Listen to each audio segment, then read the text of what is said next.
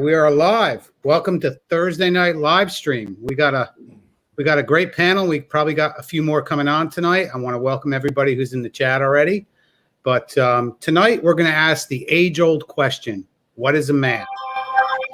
Now, when I ask this question, what is a man? Is there just one answer? Okay, that's the first question I'm going to ask. Are there many definitions of what's a man? First, I want to welcome Marty Nutshots. He has a great channel. It's about Tinder dating. It's a different take. So you guys check out his channel, Nutshots. Awesome. And I want to welcome Tony Johnson tonight, the president of the Manosphere. Tony Judge Dream. That's what I was going to say. Tony Judge Dream Johnson. Yep. So, but yeah, welcome guys. This is going to be a great show. I'm looking forward to it. Let me bring on Mr. Finn here real quick. I'm going to bring on Mr. Finn. Mr. Finn, how you doing tonight? Hey, gentlemen. Good to see you, buddy. I'm glad you're here. Thanks for having also, me. Mr. Finn is on our panel. He has English with Mr. Finn. Check out his channel. He does tongue twisters. He teaches guys about English and a lot of different things. And he'll help you bang Brazilian chicks. Well, that too, if he gets the chance. All right, you guys ready? Let's do this. Let's okay. do it. The topic of tonight again is what is a man? Is there only one answer? Are there many definitions? But I think there's also a congruency in the answers that we're going to give you tonight. So that's not something we're going to focus on. So I'm going to start with Anthony Dream Johnson, Tony Johnson tonight. Nice. What is a man? If you don't mind, I'd like to answer the first part of the question, which is there only one answer, right? Okay, sure. Yeah, then I can go into that. That's a huge philosophical question to try to answer too, okay. The second part. So I don't think there'll be only one answer. There's no way. And part of that is because the answer is so massive philosophically. I'm sure men have been asking themselves this for thousands of years. And even before that, they were pondering, related things in whatever languages and stuff they had when we were more primitive, Paleolithic times and stuff. So there's no way there's only one answer. I do think, though, there will be a set of right answers that people will lean to, and people will be wrong as well. Feminists would answer this question, for example, and give you shitty answers. Beta males, beta male police, good men project, type bullshit we see in the mainstream. They would give you really terrible answers that, even if it's their honest opinion, there's losers that can't give you a right answer. They're so philosophically ignorant or brainwashed or blue-pilled or whatever you want to call it. It's just useless garbage. But no, I think it is a massive question, though. It's a good question. And I do think that there are men, like in the Manosphere, where this kind of question will be answered more accurately than it would anywhere else in culture, probably. So what is a man? Well, obviously, a man is an adult human being. We would call it an adult male human being. Not a simp, definitely, as we'd say in the Manosphere. Not a beta male. And I think even, I've said in the past, and people really like this for some reason, I just kind of said it off the cuff once on the Red Man group, that women see three genders, not two. They see women, they see men, and they see betas. And if you are a beta male, which is something that is a mindset for you, as well as a perspective that women who want to fuck you or not will evaluate you on, it's not manly. I mean, I don't know if human males will ever be primarily alpha, as we call it in the Manosphere, but being beta is not a good thing. Even if you're a masculine beta, you're still kind of subservient to someone else.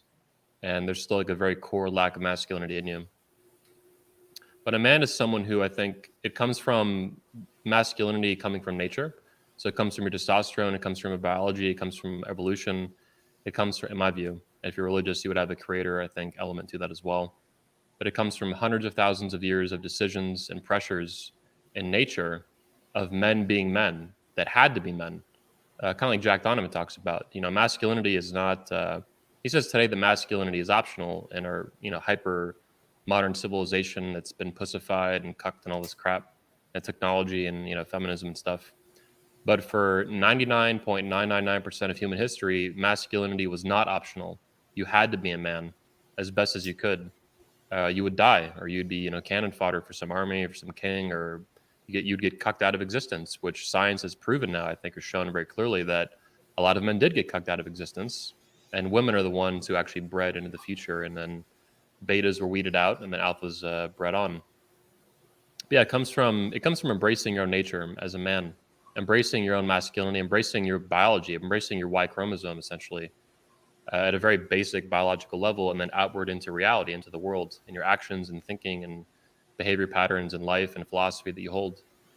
So that's what being a man is to me. It's embracing your very core nature, the very core of who you are as a human being. There's only two types of human beings, right? There's only two genders, there's only two sexes. There's men and there's women. Women might see three, and I think there's merit to that, and there's a reason they do. But if you have a Y chromosome, you need to be a fucking man. And it really comes down to that on a genetic level, and then every layer forward like a domino effect out into the world.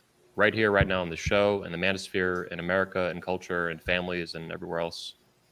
End rant. Okay, we'll go to Marty. We're going to ask the first question. Is there one answer? Are there many definitions? But what is a man? There are many. The first one, I think, more importantly, is not being submissive to what God intended to you to be, just because everyone thinks you should act that way. Men should just be men and masculine. They should lead. They should be amazing fathers. But, I've worked with men, and I served with men in the military who sacrificed themselves for the good of men. And those are real men. Those are men that will hold the fort, you want to be in a foxhole with, that will sacrifice their life for the good of everyone, for the good of nature. Men are designed to be leaders. Men are designed to be not submissive. They should have this desire to be alpha. And once you desire to be beta, once you desire to be submissive, once you desire not to be the leader of the pack, you stop being a man in some way. And men are just in nature leaders. And once you give that up, once you surrender that in any way to a woman, you're not a man anymore. But there are different ways to be a man. There are men out there, like I said earlier, who, for the good of other men, for the good of their country, they serve knowing that they're sacrificing a lot. They're sacrificing a family. They're sacrificing their pleasures because they have to be the warrior. They have to be the leader.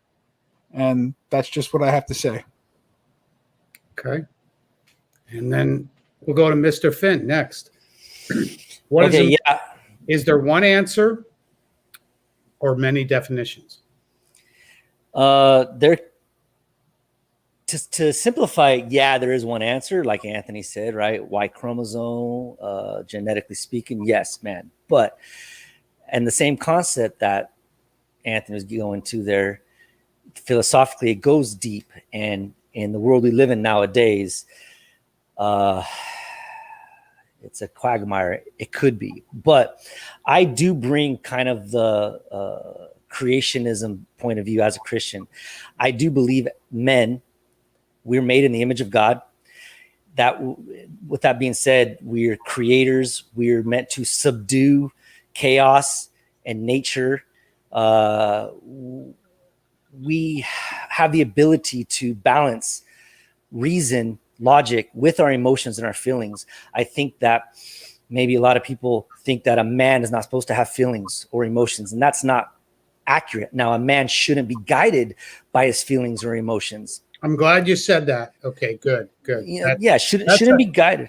I'm glad you said that because I was about to disagree with you. I think emotions are natural, but I think being guided by your emotions or your feelings is completely different than being led by your emotions and your feelings. Of course, the only person that isn't affected by emotions are psychopaths.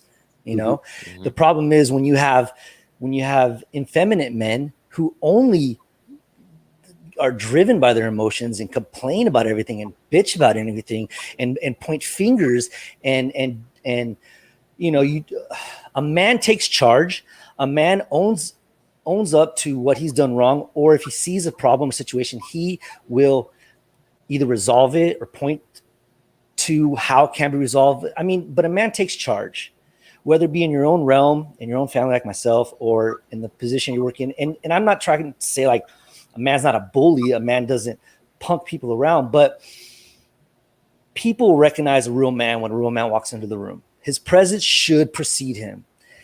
Walking erect, chest out, head high, sure of himself. A bully's a coward. A bully's gonna make sure you know who, like, oh yeah, you can't mess with me. I'm gonna punk you first. Whereas a man will be like, nah, don't even try it. Like, I'm cool. So to kind of wrap up what I think a man is exactly that. Men made in the image of God. Woman comes from man. And we're to subdue. We're to subdue the women in our lives, our children in our lives, the problems in our lives, nature around us. You know, we cultivate, we create civilizations, we create art, we create. I mean, there was a comment there that a man's love. That's true. As like I said, as a Christian, God is love. God is masculine figure. We are love. Sometimes I think by subdue you mean conquer, basically, right? Like conquer. Yeah. Things. Yeah, conquer, subdue, put it below us, because we with our reasoning, our logic, not just our strength, our physical strength, but our emotional strength and our logical reasoning, to bring order out of chaos as a way, because chaos is all around us. And if you don't have men, I mean, look at the world we live in nowadays. It's all chaos. It's all effeminate. It's all emotion based. So this is what happens when men are taken out, when they have become effeminate because of media, because of Disney, because of these white knights come and save the damsel in distress. Look, I'm going to protect my wife, but I do rely on her to pick up and carry her weight as well. I mean, I got to, and so to wrap up what I want to say, that's what a man does. And a real man will sacrifice for the good, like, because he's not very selfish. You know, he uses his strength, physical strength, emotional strength, for the betterment of those around him.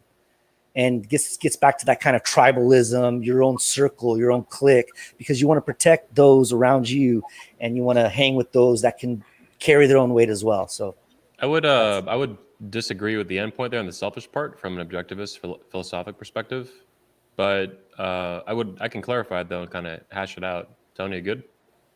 Yeah. So even what you're saying there at the end about the selfish part, they're not selfish in this and that, but you described men taking care of what they value, their family, their tribe, these things. That, in my view and my understanding philosophically, is selfish. That's a healthy selfishness. And I don't mean to make it into some word debate. You know, this is like, what do they call it, being pedantic or whatever. But to me, it's a very real philosophic issue.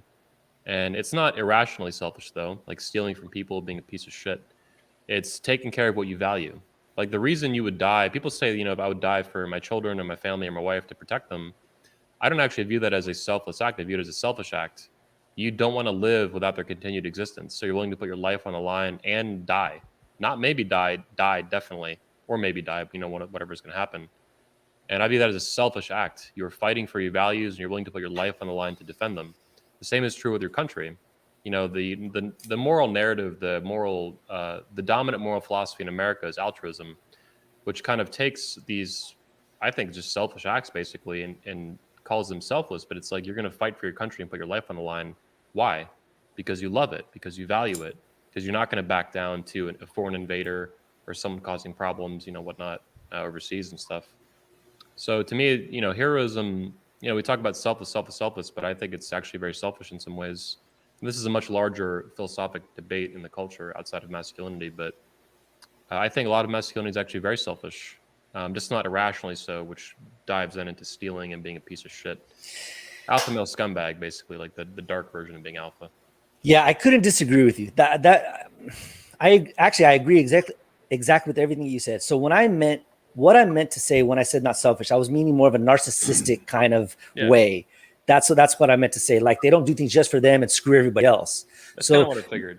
Yeah. So you know, thanks for clarifying that, right? Because that's what I meant. Because I agree with what you said, and I'm not a big TV watcher. My wife likes it, but I do remember there was one episode of Friends where Joey and Phoebe's like, just do things to be nice, just to be nice. And Joey's like, no, it's selfish, because everything you do not, it's exactly what you said. Everything you do nice, it's for you in the end anyways. And that's a great point. So I agree.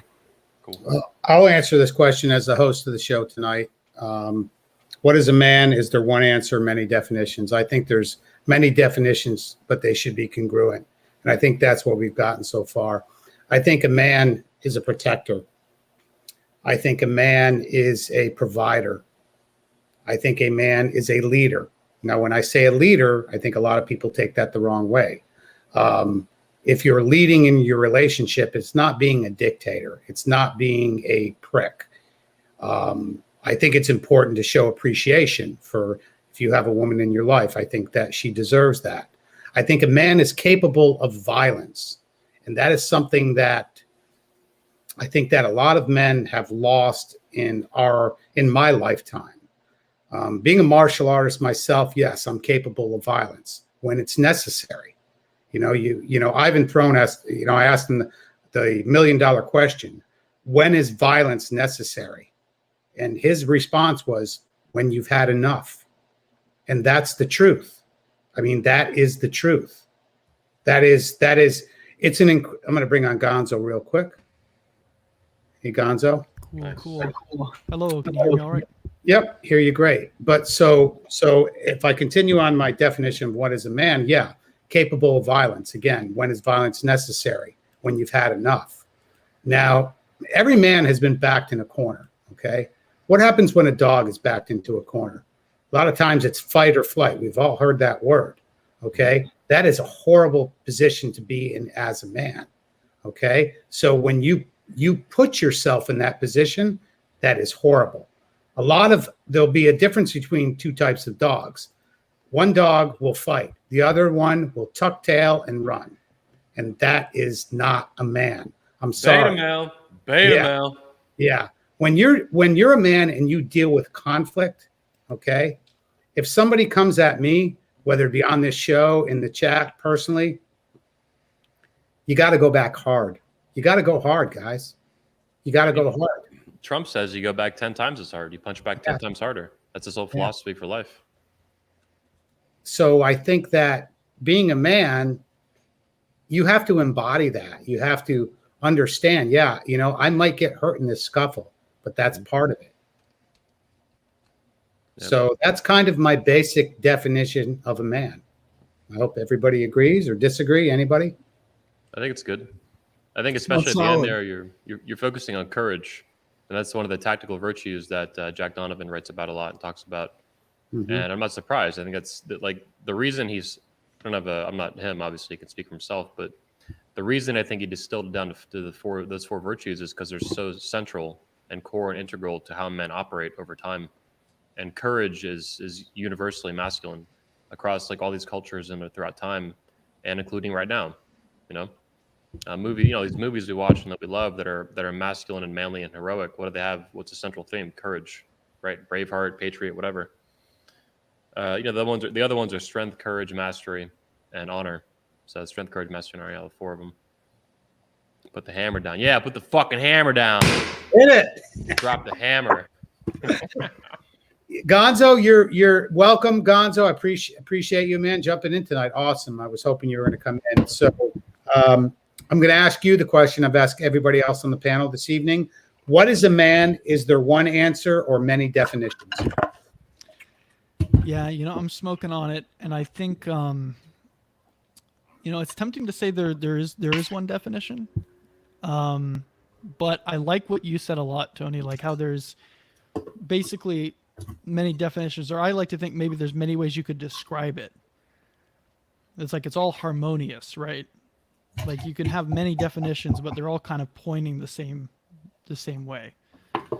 So, yeah, I mean to put it simply, just my personal opinion, I think there is no man without God. None, zero. It's not. My masculinity takes offense to your definition, Gonzo. I didn't hear it. What is it, Gonzo? Oh, I think there's no man without God. Okay. And the because where I stand with that is I think you can go very far. I think you can do a lot of things. You can put your nose to the grindstone. You can go to war. You can do all these different things. You can be regarded as a hero. But I think when we get down to the earlier we were like I heard going back and forth about selfishness and that sort of thing. I think most people do act out of selfishness, like when you talk about dying for your family and that sort of thing. That's something that I've thought about, and think now if I were to die for my family, it wouldn't be so much because that, you know, I couldn't stand to live without them. It's more of that I would rather they live just at the end, you know? So I don't really believe in that type of selfish, like I believe it exists. I believe it's real, but I think that is something that you can overcome. So that's where I stand with that. I think you will always be subject to your emotions. You'll always be subject to vices, always be subject to these things that possess people. Like people do think they keep doing the same things over and over again, and they don't know why they keep doing them again, or they fall back into something. Maybe you go on a good streak for a really long time, and then you fall down again. And isn't that the definition of insanity? Keep doing this, you know, same thing over and over again, expecting different results. Well, maybe not exactly like that, but I mean, just like let's say like you're, I don't know, like if you're really disciplined and, you know, you're hitting the gym all the time, and then you just fall entirely off the wagon, and you just stop exercising, and then suddenly just everything falls apart. And then you need to hit the gym again, you know, and just all of that discipline just went away. And so I think there's always room for that to happen unless you find that inner peace and tranquility. Yeah, but a real man is not afraid to take risks and fail if it's for the greater Sure. good, and especially if it's in the masculine frame. They will do what's right, even if it leads to their failure or their downfall. A true man will take risks, and they will stand up for what's right. I wouldn't say that a man isn't afraid to take risks. I would say, you know, the definition of courage is doing the right thing, even with fear, right? So you may have that fear to do it. You may have that fear of failure. You may have that fear of getting hurt, but you do it anyways. Because being a man, you know that's what you've got to do. Like if it's not going to be you, it's not going to get done. So it's not necessarily that you don't have the fear, but you overcome the fear. You conquer that fear, you know. And you know, like I said, that's like the definition of courage, right? The Latin cora, heart. You got the heart. You overcome that fear and you do it anyways. I'm going to go real quick. I've got a bunch of clips tonight, guys, that I want to play. I'm going to respond to Gonzo's what is a man? We're going to refer to Jesse Lee Peterson when I asked him this exact question. You guys ready?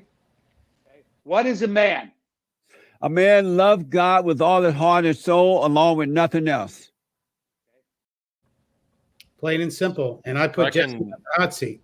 I can disagree with this and Gonzo as well on this issue, and I'd like to go into that. Well, go for it.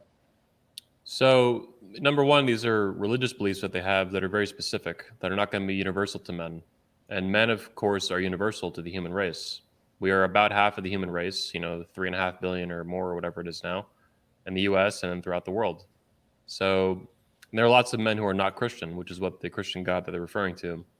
And I think masculinity is far, far more expansive than that. So it's fine to me that they have a specific religious belief that dictates that, but it's going to be very limited to those who also have the exact same beliefs of them, or at least primarily, including the more fundamental ones that are backing that position that they're taking. On top of that, Christianity that they're referring to, I assume here, is only about a couple thousand years old, right? So men were men 10,000 years ago. They were men 20,000 years ago, 30,000 years ago, 40,000 years ago. Those men were leaders of their tribes. They were not only leaders, but followers maybe, and things like that, which is another thing we can get into. So those men were men. And I don't think 40,000 years ago, men facing harsh conditions can be considered not men because they didn't love a certain God that these men. Could I pause you real quick, Anthony? Sorry. Oh, go ahead. I You see the can Godfather. relate to this. Yeah, fuck yeah. Because I know you just be a man. Yeah. I had to put that up there. Act like a man. Yeah. Go ahead. Sorry. Yeah, that's what I'm just saying. Like, as a matter of fact, as far as I know, they're human beings. They're men walking around, 80,000 years ago. And some of them were pussy-ass beta males, and some were fucking masculine, strong men. And, God bless them. They didn't speak English. They didn't have civilization, but they were men. They were fighting fucking bears and tigers and lions and whatever the fuck else, saber-toothed tigers and shit. You know, snowstorms, you know, heat, you know, disease, all kinds of stuff. And it took masculinity to overcome that. And from that masculinity, you know, civilization itself was born. Men dug our species out of the ground, basically. We rose from the dirt. Whatever your beliefs on the origin of that are, that's fine. I'm not going to, you know, argue with you over that. But it's masculinity that brought us out of the dirt with the animals, as far as I'm concerned. That's a matter of like masculinity as a tool. Even if you think God is the creator and created all this, it's fine. It's masculinity is what built civilization and built families and built tribes and built empires and nations and, you know, armies and buildings and skyscrapers and technology. Masculinity built the world from 100,000 years ago to 1,000 years ago to 10 minutes ago. So that's where I see it. And I think it's, you know, very much aligned with what Jack Donovan would preach, I think. But that's where I see it philosophically too, above and beyond even his work with The Way of Men and all that. It's masculinity. He says, you know, Darth Vader was not a pussy. No one calls Darth Vader unmasculine, like effeminate. Darth Vader was a fucking badass who killed people and shit, strangled them. He was masculine, and he didn't believe in Jesus. He was a fictional character that believed in the Force or whatever. Well, what do you think of somebody like Napoleon Bonaparte? I'm not super familiar with him, but I think he was very masculine. Maybe he had some, you know, issues, insecurities. I'm not sure. I think a lot of that's overblown in the history, from what I understand, that he was some short guy who was super insecure, but maybe a little bit. But he seemed to be a super badass who was a leader of the country and did a lot of impressive things, whether or not you prove them. Well, I just noticed, and this is something I've noticed throughout history, like with you know, guys like that, and like Alexander the Great. You read about these guys, like they were conquerors. Like they did a lot of, like, undeniably, they did great things. Yep. They did. Genghis They had a Khan's lot of another power. one. Yeah, but they had a lot of internal problems. They had like problems at home, like Alexander the Great. He had mommy issues, from what I understand. But he was, you know, he was still a conqueror, but he suffered all through that. Even I think though most great men will have that kind of stuff. I mean, that's not unique to those three men, of course. And Winston Churchill, a lot of great presidents. I mean, everyone has their demons, and the higher up you go, the hierarchy of life, being a badass, the more demons you have to face and conquer. It would be very unusual for someone to be super, even like Trump. You know, Trump had his brother that he loved very much, and his brother killed himself with alcohol or something. And I think that kind of haunts him, and that's part of why Trump doesn't drink. And that's fine; it is what it is. But yeah, Trump has his own demons. Who was recently, you know, the president of the United States and did a lot of amazing shit in his life, billionaire and all that. Everyone has, and the higher up you go in the food chain, it's like, man, a lot of those people, almost all of them, are going to have serious trauma that drove them to that greatness, for better and for worse. I just believe that you can overcome that pain. You can not be haunted by those things anymore. You know, I believe that everybody will be haunted by something. I just think that you can overcome it. Yeah. You know. Yeah, overcoming is very important as a man. I mean, let's get that right out. If you can't overcome, there's an issue. The body. This is the book that heals, man. The healing. Richard Grannon too. His YouTube channel and CPTSD concept that he promotes.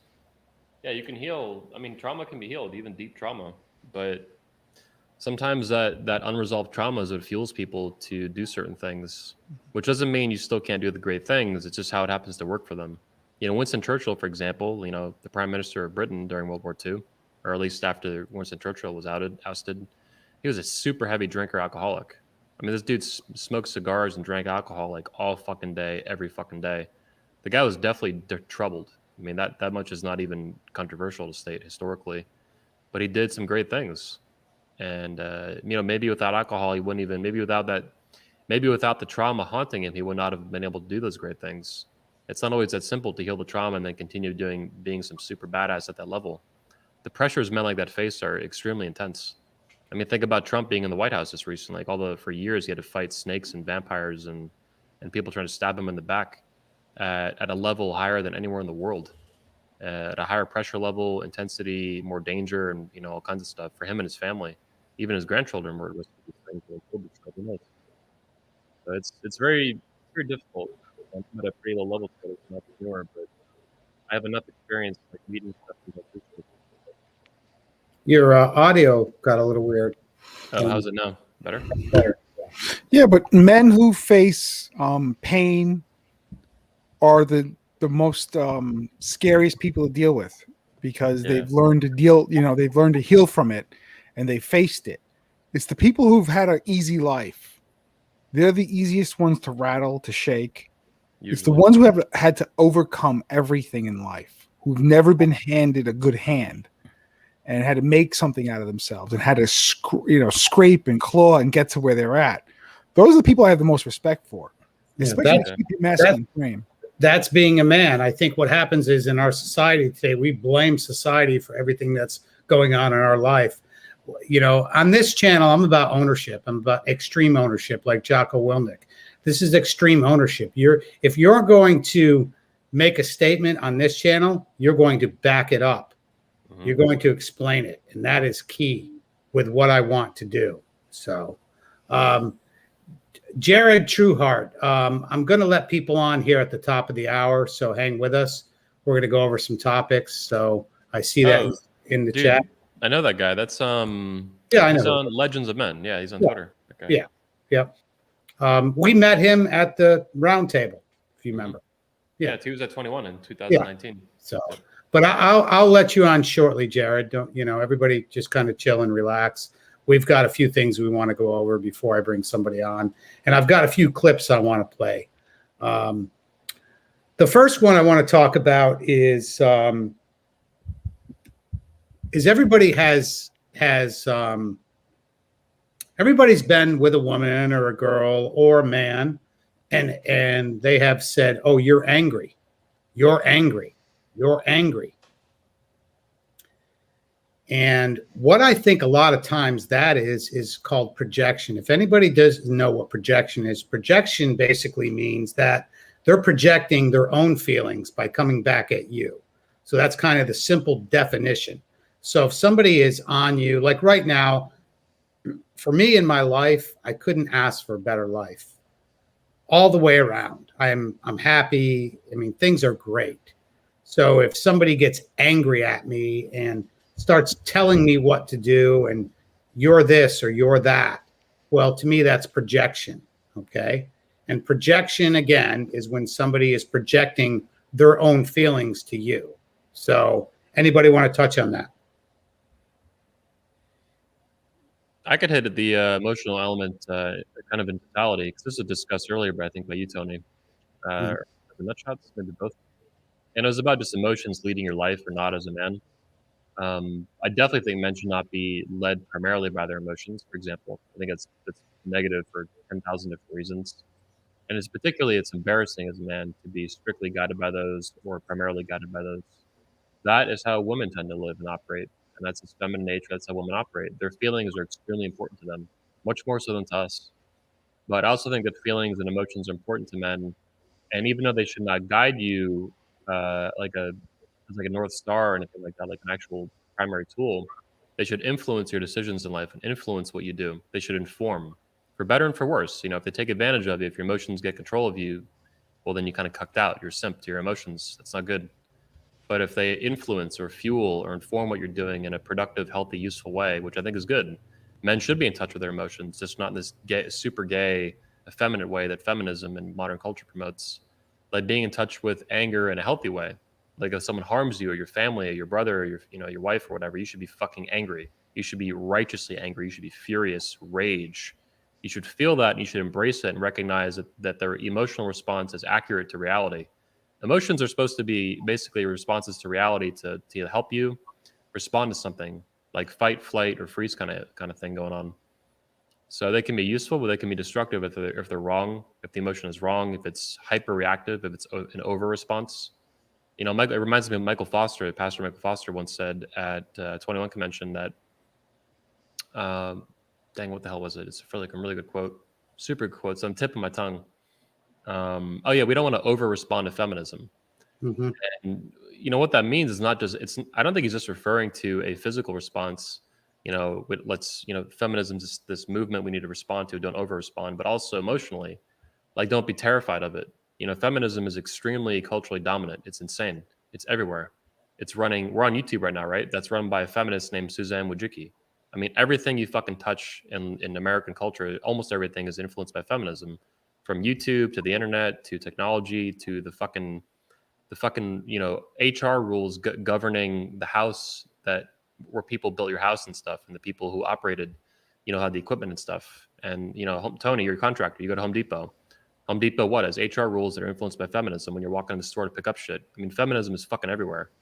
You should be very concerned about its influence on culture and its ability to collapse your entire country, but you should not be terrified of it.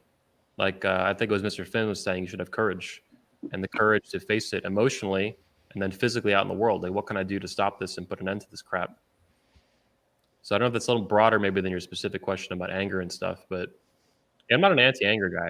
I think anger can be feminine if it controls you, but primarily it should be a masculine emotion that fuels righteous action in response to some sort of threat or harm to you or people you care about or some sort of value. I learned when I was beta that every little comment my ex-wife would say or anyone would say, I would react. And I learned as a man, the best reaction is not to react. It's not to even show body language, physical emotion. And I never heard of the term gaslighting until I got divorced.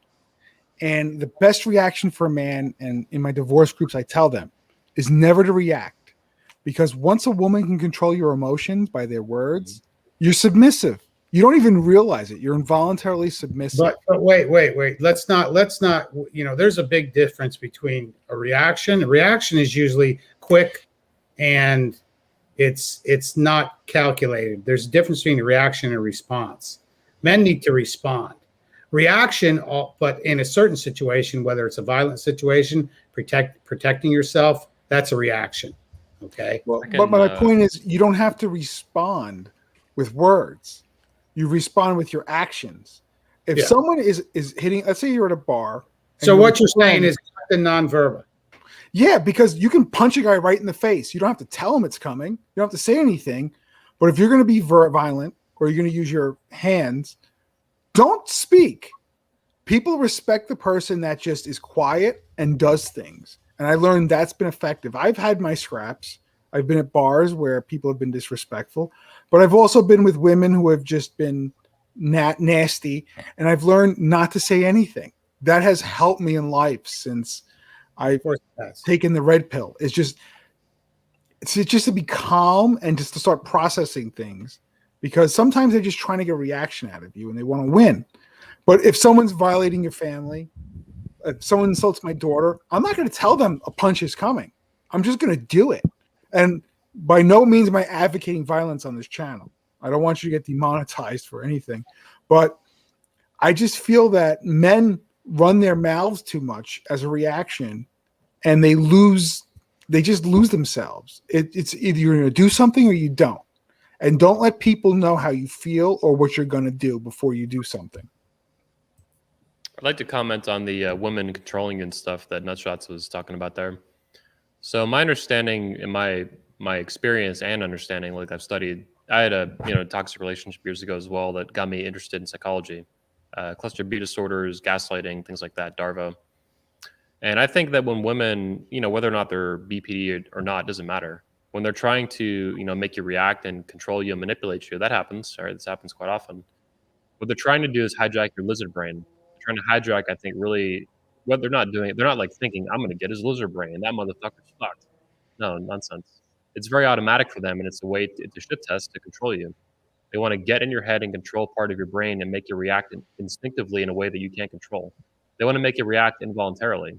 And what that looks like is you getting mad and screaming in a way that they're playing puppet master with you.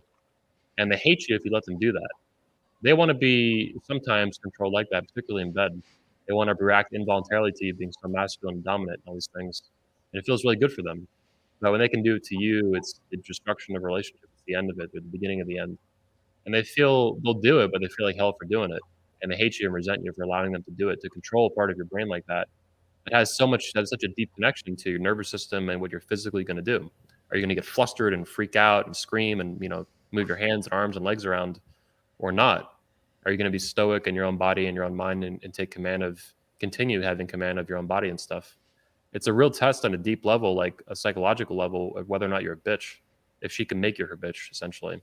And women are good at it. I mean, particularly if they're into you, they're a little bit crazy and stuff. Like, they're really good at this shit. So it's fun to, it can be dangerous, but it can be fun to learn too and go through it in real life. Like, gotcha, bitch. You ain't getting shit. You fucked. Bend over, bitch. All right, we're going to switch it up here. We're going to talk about a couple things, and I've got a couple clips when Ivan Throne was on my stream about, I think it was Halloween, because I actually have a Silence of the Lambs mask on in this one, so it's definitely Halloween. But I want everybody to listen to this, and this one is directly to the president of the Manosphere, Tony Johnson. But I want you to listen to this, okay? You guys ready? Here we go. Everybody really focus on what Ivan is saying here. Okay, I'm just going to say this. There is a difference between being the bystander in a movie passing by and being the director of your own destiny and responsible for the fates of men. And do you understand that difference? Many do not. Oh, who am I to direct the fates of men? How could I be so grandiose and so elegant? People are afraid of prerogative today. Yeah, they're afraid to say no. I do not recommend fear of prerogative to any human being. There's a reason I'm gonna pose that little clip to Anthony Johnson, Tony Johnson tonight, because Anthony is a leader, okay? And if you listen to the beginning of that, okay? So Anthony, how do you want to respond to that? I love it. I mean, it's a big responsibility to, I mean, Ivan's a fucking badass, first of all. That much, I mean, you talk about, we know. Yeah, it's being a leader, man. You have to do sometimes things that are very hard and very difficult, but you just have to do them. Like nature, you know, kind of like in a different sense, nature calls. You got to do what you got to do. Being a leader comes with that kind of prerogative too, like you're saying, that responsibility, and a certain arrogance as well to be a leader. It's not always people, I think, through movies and culture and stuff, they romanticize being a leader, and sometimes it's fun, sometimes it's enjoyable, and sometimes it's really fucking not.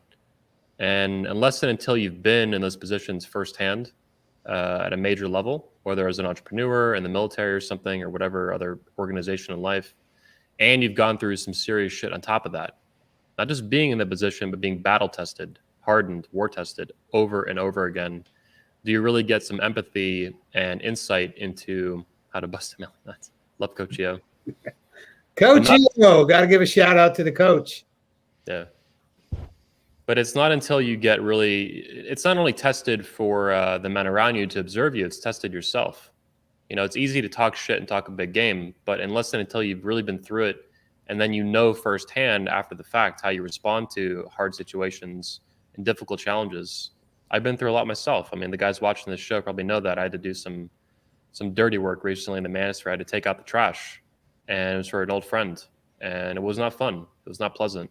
It was funny in some ways and this and that, but overwhelmingly and fundamentally, it was not fun. It was hard and it was tough and it was brutal. And it is what it is. It's just part of being a leader. Like, it has to get done. These things have to get done. You know, you have to be, whether it's you're a sheriff or in the military or leading a university or an organization or a company, like, shit, at some point, it's just going to get nasty. And you got to do, you got to do what you got to do. You got to get the shit done. And that's being a commander and being a leader and being a director of your own life and the director of other men. And there's a real arrogance to that in some ways that just comes to the territory of being in that position. People are going to fucking hate you for it sometimes, including when you do the right thing. They'll just fucking hate you anyway. What I'll say about Ivan is what I respect deeply is not only he seems like a general, but he seems like the general that will also be one of the first ones through the door with you. Oh, yeah. And there is no deeper respect for a leader who will take the gunshots with you instead of laying back there while everyone else does it. And that's why I give a lot of respect to Anthony. I give a lot of respect to Ivan. They will fire the shots and they don't care. They don't care about the reputation if it's good for money. They will do what's good for men. And that's what really, truly what being a man is. You do it for the greater good. You don't do it for the dollar. You don't do it for the woman. You do it for the greater good. And that's what a real man is. My philosophy is different. I don't do things for the greater good. I do things because they're right. I'm an objectivist. I care about reason and reality. In my philosophy, truth doesn't come from God. It comes from existence itself, reality. That's where objectivism, it comes from, objective reality. That's what it's referring to. So I do things that are right. And that typically is going to be for a larger good in most situations, because I have my values hierarchy set up in such a fashion like that, from the inside out, like a domino effect, kind of from me to my friends and my family, my businesses, and then the community that I'm involved with and stuff.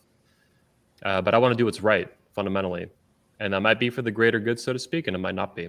I don't want to sacrifice individuals if they don't need to be for the greater good. That's a large philosophical question itself that's been explored millions of times in books and movies and stuff. But I want to do what's right. I want to do what's right as I understand it to be right, logically and through reason and evidence and facts. And frankly, just being a fucking man. Like, what does masculinity say, and what does the nature of being a man say to do in this instance? And that's important. That's fundamental to who I am as a human being. I'm not just a human being. I'm not just a person. I'm not just people. I'm a man. I have a Y chromosome and a dick and balls, and I'm proud of it. Well, that's what I mean. That's a great correction you made, because there's a lot of pieces of shit out there that they keep self-endorsing each other, and they just ignore the red flag. Guilty. All right, I want to go to Mr. Finn or Gonzo on this real quick. Okay, so you guys want to respond to that? Yeah, I do. And with both, not only Ivan, but Marty and Tony Johnson said, there was a lot of what I was saying in the beginning had to do with it. Doing what's right, I couldn't agree with more. Even if it's the hard shit to do, usually the hard thing to do is the right thing to do. And doing it and taking the hits for it, even when people can't see, like a lot of times when you as a man are going to make those choices, make those decisions, you have calculated the outcome, and those around you don't see that, and you're going to get hits for that. That's happened to me many times. Living in Brazil, people all the time fight for their rights. I have the right. And I don't know how many times I've gotten to this discussion with them. Just because you have the right, it doesn't make it right, and it's really important to do that. And to be a leader means making those tough decisions, those tough calls. And I think, Tony, you said this before, Tony Bruno. It's something like this. Everyone wants to be a leader until there's leader shit that has to be done. Like, everyone wants to be a beast until there's beast things that have to be done. And then that's when those people will back down. And, everyone wants to be a lion until there's lion shit. Yeah, that's what you had said. Yeah, everyone wants to do that until it's time to do it. And that's Steve the Dean. I'm gonna paraphrase him on that one. Yeah, that's where that came. I heard that. That's where it comes from. Man. That's cool, but that's the fact. Which is awesome, because in one of my notes here, I said, as a man, when you make a judgment decision, okay, I think there's times when you know that you can make a decision. Do you think as a man, can you make a snap decision? Do you know what's right or wrong? I think everybody truly knows in their heart when they're going to make a decision and you say, I have to weigh it out. Okay. I think that inner conflict. I would say that your gut is pretty reliable. What I'm trying to say is it's okay to make that snap decision. Mm-hmm. Go ahead and make that decision. Say what you need to say, because again, your gut, that's your instinct. That is what your instinct is, what keeps you alive as a man, guys. So we got to understand that. A lot of times we fight that gut instinct. Should I make this decision? Should I make that snap decision? Yeah, I'm going to sleep on it. I don't think always sleeping on it is the best decision to make. So that's my opinion. Gonzo, let's go to you. But hold on. But being a man is part of that, what you said, Tony. It's part of making a decision. And part of being a man is making mistakes. Every human being makes mistakes. But a man owns his mistakes and learns from it. And they don't give up their values learning from it either for any decision they make. Mm-hmm. Gonzo? Mm-hmm. So to make sure I understand this, so basically we're covering what does it mean to direct other men's lives, direct other people's lives?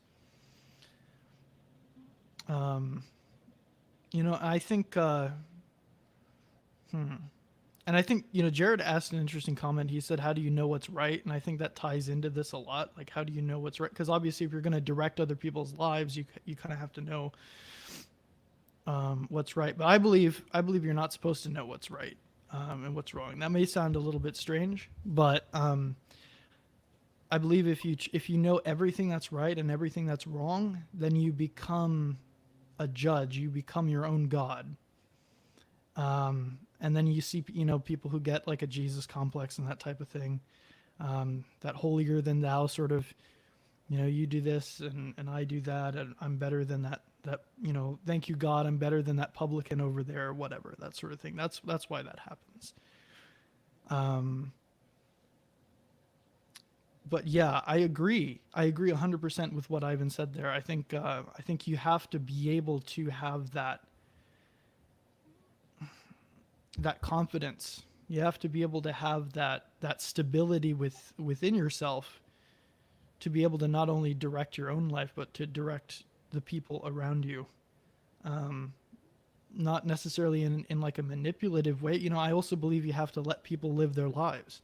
I don't think you should, you know, force people into situations, but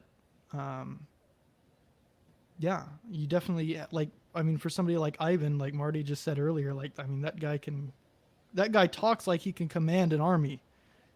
I believe that he can, you know, I believe that if he was in a situation, the ship's going down, he can command the army. Yeah. Let me pause you real quick here. Just hang on to that thought. But Jared, I'll bring you on shortly. And I have a feeling we're going to have a real debate with you, man, because I'm going to disagree with this. I think that I think masculinity and being a man is something that everybody knows in their heart. I think that when we're trying to discern what's right, what's wrong, I get that. But I think that it's inherent in everybody. And I have a feeling we're going to have a big debate on this. Well, Tony, Tony, I agree with you on that, but there's one thing. I've dealt with my divorced dad groups. There's a lot of men that were raised by single moms, and they just need to be reprogrammed. And no, I disagree with that too. I don't think no. They truly know what they should do. When you're a man, you're a man. I don't think you need to be reprogrammed. Oh, you're right on that. Yeah, but I think you need to embrace what you have in you. I don't think there's the years of just the psychological, you know, and then, you know, other men, because once they find a male leader, you start to see the change happen. And that's what's great about 21 Studios. That's what's great about Tony Bruno. That's what's great about a lot of these male leaders that are not grifters, is that there's a lot of guys that were given bad information that watch TV, and they see an Anthony Johnson, they see a Tony Bruno out there that start to say, hey, you know, I feel this way. This is how I should act. Believe it or not, what I'm saying is true. There's a lot of guys out there who had this grew up in this beta mindset that feel that what they're doing is wrong. And they need these true leaders, you know, and unfortunately they're running into these grifters. But I think that's what's important about this panel here, is to lead men. There's so many kids growing up in single mom homes. What's the divorce rate? Like 55, 60%. And they're going to need men like 21 Studios, Anthony Johnson, Tony Bruno, even Primal Man. I wish he was here, to lead them out of this beta mindset. Because sometimes people are afraid to leave their comfort zone, knowing that there's other people around them that feel the same way. Okay. Got you. I'm glad you clarified that. I want to, Gonzo, were you still? Oh, I mean, that was basically my whole point. Actually, maybe I will just kind of add to the whole knowing right from wrong thing real quick, because I know that's going to probably become a question. But I think, you know, you have to be able to discern more than knowing what is right from wrong. Like Vivian said, men need discernment, and so you need to be able to discern, and that isn't necessarily the same thing. I can tag onto this too. I have some ideas that will link directly to this. Sure. So I'm the one who brought up earlier, I think, the right and wrong in terms of, you know, acting like a man and all that, being a man. And I wanted to clarify that I didn't actually mean necessarily and not primarily morally right and wrong, ethically right and wrong, which is a matter of moral philosophy, you know, right and wrong. That's a big issue in itself. And I do mean that, but not, again, primarily and first and foremost. When I say acting, you know, I'm an objectivist, like I said. So my entire philosophy is based on adherence to objective reality to the best and to the highest extent possible. So when I said acting right as a man and making the right decision, that means like accurate, like in alignment with and proportional and in correspondence to reality, which will extend necessarily to, in the philosophy of objectivism, to doing the morally right thing. In objectivism, there are no contradictions in reality, it's called. So the right thing to do is never going to be the wrong thing to do morally. If what you're doing is the right move, it's not going to be immoral to do it. It needs to be right. If those two things are in contradiction, then you've made a mistake, not the facts you have. You have maybe a lack of evidence or a lack of information available to you or lack of knowledge or tools, but you need to figure out how to align those things. So when I do something the right thing, I mean like it needs to be the right thing to do strategically and technically and all that, and then also extend it out into moral philosophy. Am I doing the right thing? I don't want to do something that's strategically powerful or useful and just label it the right thing, slap a fucking sticker on it, and then I'm a piece of shit scumbag fucking people over or something. I need to, it's like, you know, from the inside out, I need to make it congruent and authentic and accurate to reality at every step. And that's, in that philosophy, that's what that means. And this is extensive, and I wrote about this in, you know, numerous books and stuff many decades ago. So I mean, when we talk about morality, morality is not a universal truth. Okay. I don't think it's a universal truth. I think everybody has their morals. Me as a Christian, Gonzo as a Christian, Mr. Finn as a Christian. Anthony, you would call yourself an agnostic, I believe, correct? No, objectivist, not agnostic. Okay. I view agnostics as fence sitters. I don't like them. Okay. Marty, how about you? I don't know. I honestly don't know how I stand, you know, but I just know as I got older and I dated, I'm more militant. I don't know what area that would put me in. I'm more willing to. Angry red pill. Amazing. Yeah, that's a good one. But I don't know. I've noticed as I got older and I see men getting fleeced and I see men getting hurt, that I'm willing to go to the front lines and take the bullets, like become men's bulletproof vest. And, you know, I don't know how you would rate me, but I'm definitely not on the fence. I just feel that men on the fence are, they got problems right now. Mm-hmm. And we're trying to get them on the right side of the fence at this point. You know, that's what this show is about. I want to talk about, I think the next thing we'll talk about, it's going to be another clip from Ivan Throne. Sit back for this one. And the reason I think this is a great time to bring it in, because this is about being a coward. Okay. So I want you guys really, really, really to focus on what Ivan is saying in this. Okay. So sit back, enjoy it. It's about a minute long. Here we go. You're a man who lacked honor, if you were a man who lacked violence, if you were a man who lacked character, ferocity, a sense of justice, savagery, you got what you deserved. Now, you always get what you deserve, but there are some deaths I would not wish on anyone, and the death of a coward is one of them. Wow. Yeah. So in times like these today, I encourage all men not to be cowards, because what is left of this nation of America, once the sides are done fighting over the scraps and bones, will not belong to cowards. Yeah, that's pretty powerful, guys. I mean, Wow. when it comes to power, that is a profound statement. So let's start with Anthony Johnson on that. Yeah, I mean, Ivan's super fucking savage. That's definitely a more savage clip of his. And yeah, I think it's one of the worst ways to die. I think it's basically what he's referring to die as a coward. To actually die and the lights go out and you return to the earth and your soul is gone or wherever the fuck. It ain't in your body anymore. That's where it is, or where it's not, obviously. Yeah, it'd be one of the worst ways to die. There are more painful ways to die, physically speaking, I'm sure.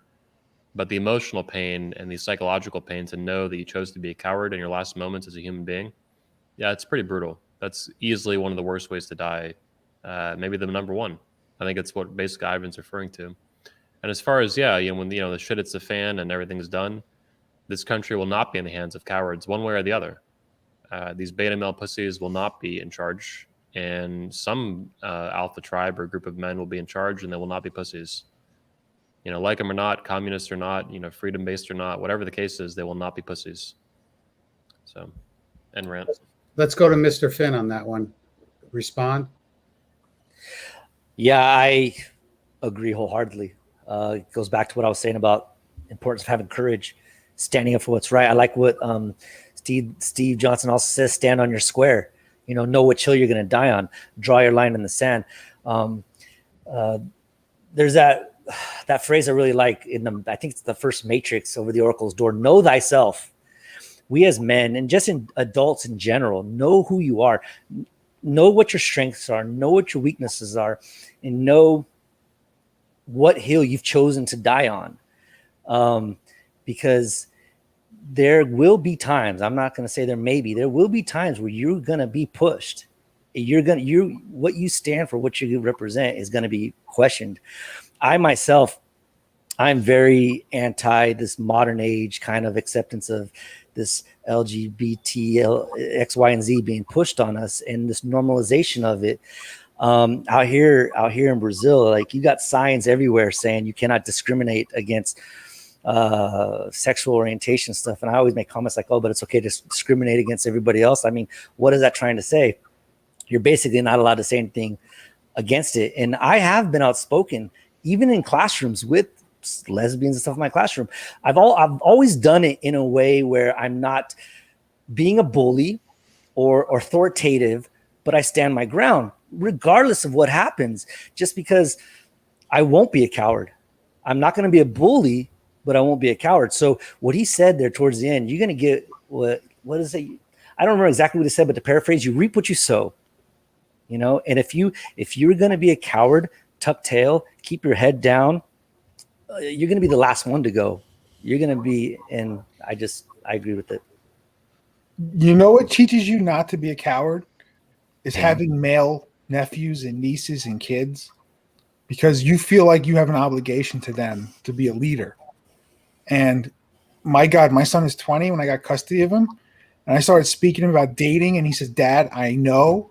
And I started giving him the books, and I started giving him the links, and he's like, Dad, we already know this. He's like, I already know this. I'm not going to have kids until I reach my dream, and I may not have kids because the world is so toxic and feminist.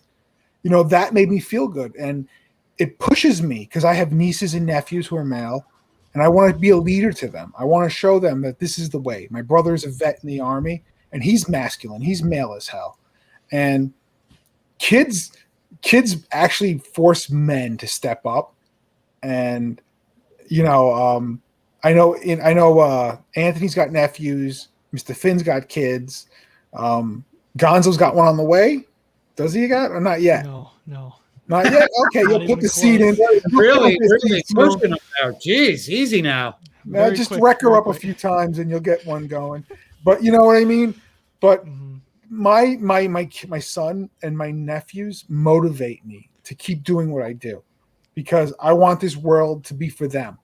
Because if feminism wins, then being a man is a shameful thing, according to them. And it's a great thing. I can sleep at night. I don't know how these white knights and betas do it, and I love my life. I love my life, even though stepping up and taking the bullets is painful.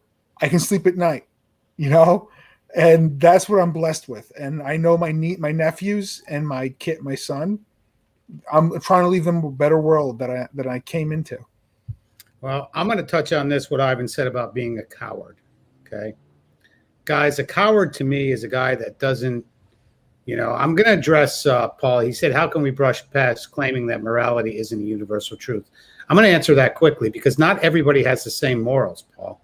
I know you're a young dude, but morals to me are defined by your Christianity. You know, you don't have the same morals as a radical Muslim terrorist. Okay, so please, that's not a universal truth. I mean, that's the reality. It might be a universal truth in the Catholic Church or in Christianity, but morals are, you know, does the child molester have morals? I mean, let's get real. So morals, I don't believe, is a universal truth. I think everybody has an idea of what being moral and what right is, but it's not a universal truth, you know? I would agree with that, Tony. Everyone has an idea of what morality is, right and wrong. Everyone. Yeah. Yep. So anyways, I was talking about being a coward. To me, a coward is somebody who doesn't protect their family, somebody who sees something that's wrong and doesn't stand up. It's very simple, you know? Ivan had said, who wants to be the first? Who's going to be the first to stand up? That guy who stands up is not a coward, okay? Mm-hmm. It doesn't matter if it's standing up to your family, your friends, standing up to people that you don't know. When you're fighting for something that's correct, that's true, that's, you know, like right now, us being here on this stream talking about what is a man. I mean, this is, you know, this is so not politically correct, but we're going to make it politically correct. Yeah. We're basically, you know, we're pulling, you know, we got 5 guys on the panel. I'll bring somebody else on here shortly, but, you know, we can take heat for this. You know, the fact that we even mentioned the word man, you know, I mean, it's ridiculous that is a trigger word. The word man is now a trigger word. It's taboo. I mean, guys, yeah, it's taboo. It's ridiculous. You're supposed to be a person, Tony. You're just people. Yeah. Just people. Yeah. People, bro. You make it worse when you make it a white heterosexual man. Then shit. Well, wow. We're done. We're toast. If it helps, I'm half Latino, so you know, this is not, you know, we're you know, anybody of any race or creed is welcome on this channel. That's for sure. So, you know, any comments, that's great, but this is not, has nothing to do with race, has everything to do with being a man. I don't care if you're Muslim, I don't care if you're Hindu, if you're a Buddhist, if you're a Christian, it doesn't matter. We're all men. And I think that all religions embrace the man. I don't think there's any religions that don't embrace the man. So if somebody can correct me on that, I don't know. But to me, that seems to be that, you know. Now, when we talk about being a man, you know, we talk about leadership and all that. Like I said earlier, it's not being a dickhead. It's not being a dictator. It's being a leader. But as a leader, you also have to have compassion. Okay? I know Ivan is big on not having sympathy. There's a big difference, guys, between sympathy and empathy. Does anybody know the difference between sympathy and empathy? Go ahead, Mr. Finn. Well, empathy is being able to relate. You know, I cannot have empathy for someone losing their child because I've never felt that pain. So I can understand the person's in pain, but I will not be able to empathize with that because there's no way for me to relate to that. So having empathy, the way I can understand the definition of it, is being able to relate to whatever the person's going through or feeling. Yeah, it's basically putting yourself in their shoes, trying to see what they're going through. Sympathy is different. Nobody wants sympathy. You know, who wants sympathy? Sympathy is a bad thing. Well, I think what they really don't want is pity. Sympathy, you know, maybe like if you're a little kid, obviously, and your parents are sympathetic towards you because you got hurt or something, you don't understand what to do. That's a thing. As a man, obviously, it becomes way more treacherous to even accept sympathy from someone. But maybe. I mean, what if you go to war and lose your leg or your face gets disfigured? People should maybe be sympathetic towards you. You fought for your country and you lost a lot for it. That would be a rare example of sympathy that's warranted. But what you don't want is pity. Even someone who lost a leg or an arm or whatever, and you know, through combat, they don't want your pity. Maybe sympathy. Maybe you get the door for them. Maybe you're like, you give them a nod and you say thank you. But they don't want your pity. They just a little bit of sympathy though to recognize how serious, you know, what they went through was. I'm not totally opposed to that. And that would still be different from empathy because I can't empathize with someone who lost a fucking arm or a leg, losing a limb. I just haven't, that's never happened to me or anything even close to it physically. So there's probably some context of pity's is shit. Yeah, pity's is horrible. Yeah, I mean, I know Ivan says he doesn't do pity. I don't do pity. Those are exact words. Ayn Rand was the same way. She hated pity. She hated it. She wrote extensively about this in her fictional novels and stuff.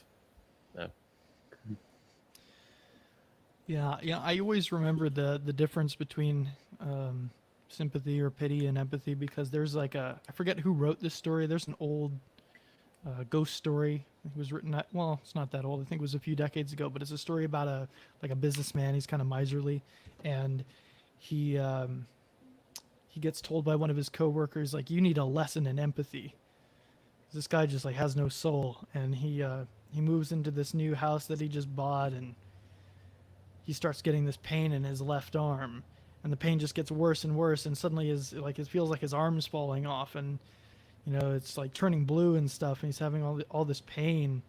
He's never been in all this pain before, and he starts to kind of like, he's lowering himself down now because he's in this pain, and then he finds out that there was somebody who was crushed in that location where his house was built, and so he's like, he's feeling the spirit of that ghost in his arm, causing him pain. But that's, empathy is feeling someone's pain, not literally, but it's that it's being able to relate to that pain. It's being able to understand that perspective.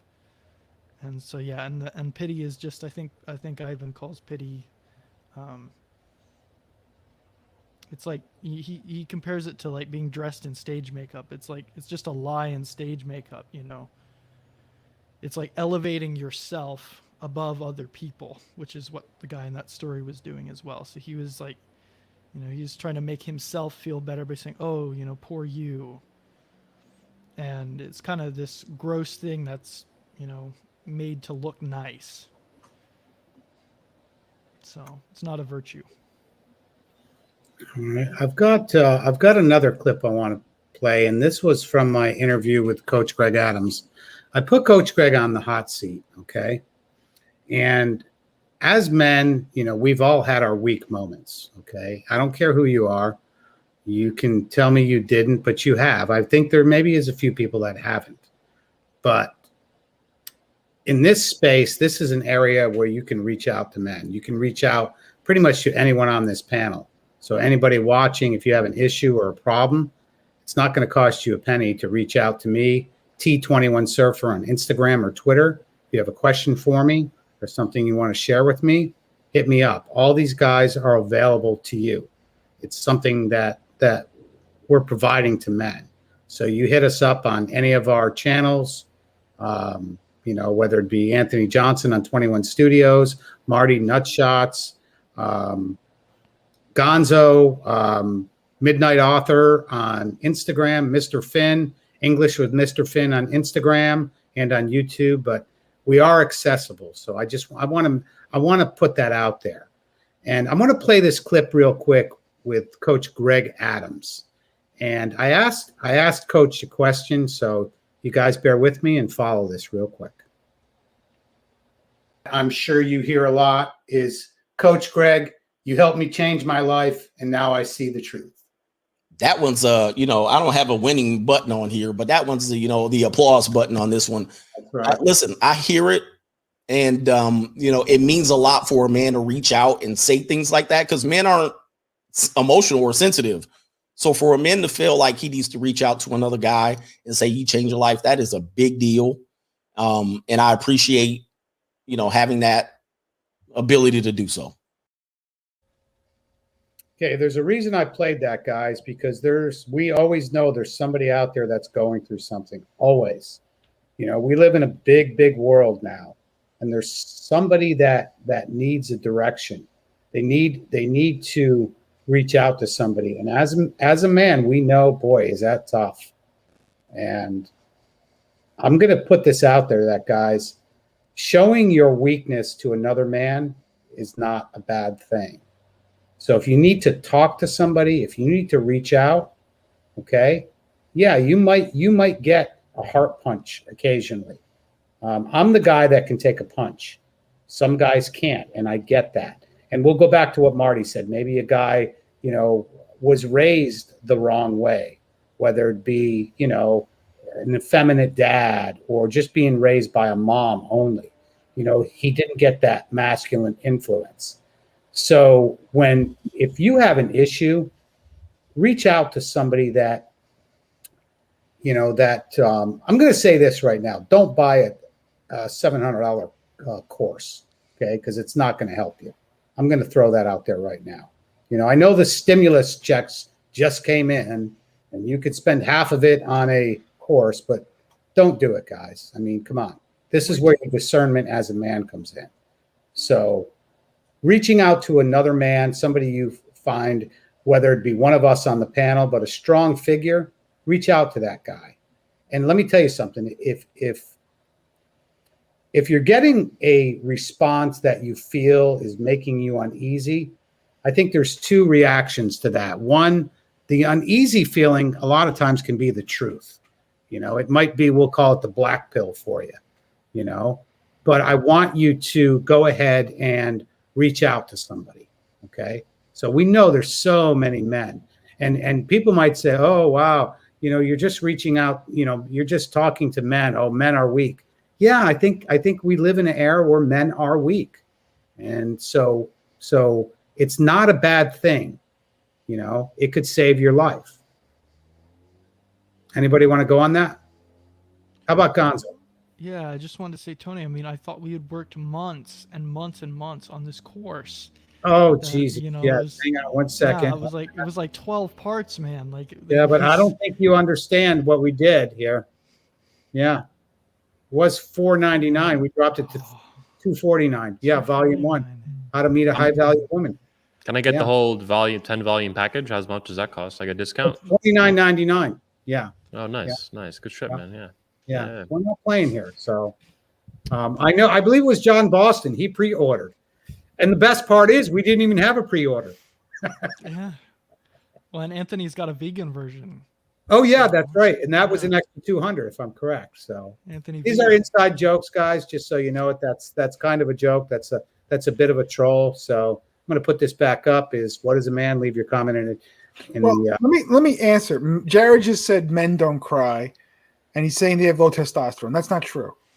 Men do cry. When I lost my mom, I cried because my mom worshipped my dad. She was the greatest mother in the world. She took care of us. She stayed at home. But also this testosterone thing, don't pay for TRT. I don't support it. Even if you don't want to lift weights, having testosterone levels high or low doesn't make your decision making different. Doesn't make you less of a leader. It just means that you don't ejaculate enough jizz for the woman. But at the end of the day, just do what you got to do, guys. Oh my God, I'm just reading the comments. Never be afraid to cry to another man. Just trust who you're talking to. Okay? It's okay to be vulnerable to another man because right now, mental health for men is at an all-time low. There is 592 sites for women in domestic violence and mental health shelters, and there's only one in New York for men. Okay? There's a real need out there, and men are being shit on. I apologize for cursing too much, but they're being shit on. And men need an outlet to turn to. And this is where the grifters are coming in. This is where these Richard Poopers and Rolex Tomasis are coming in and taking advantage. And there's good guys like Anthony Johnson, Tony Bruno. Listen, I've only known Tony for about a month or two. Tony's one of the nicest guys in the world. He will never, ever upsell you if you're in need. And he will show you paths to find mental health, better mental health. And I'm passionate about this. It's okay to reach out. It's okay to say, I'm struggling. I'm going through divorce. I don't know what to do. I'm facing homelessness. What do I do? Reach out. Don't be alone. The manosphere will help you, and then they'll make you a soldier.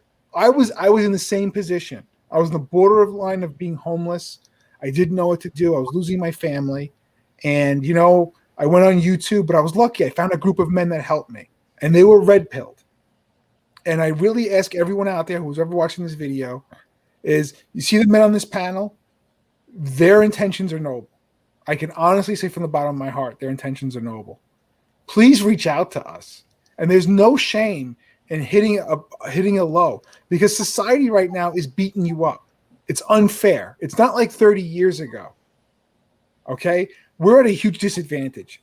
If there's ever a time where it's not good to be a man, this is the time. And we're here to help you. We're not here to upsell you.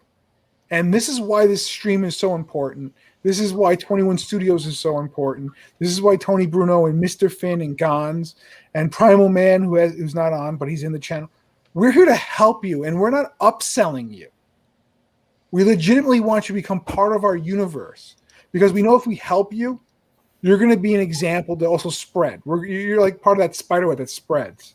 And I know I'm drunk and I'm using the wrong language, but just I'm going to respond to Jared, and he said, "Get me on, Tony.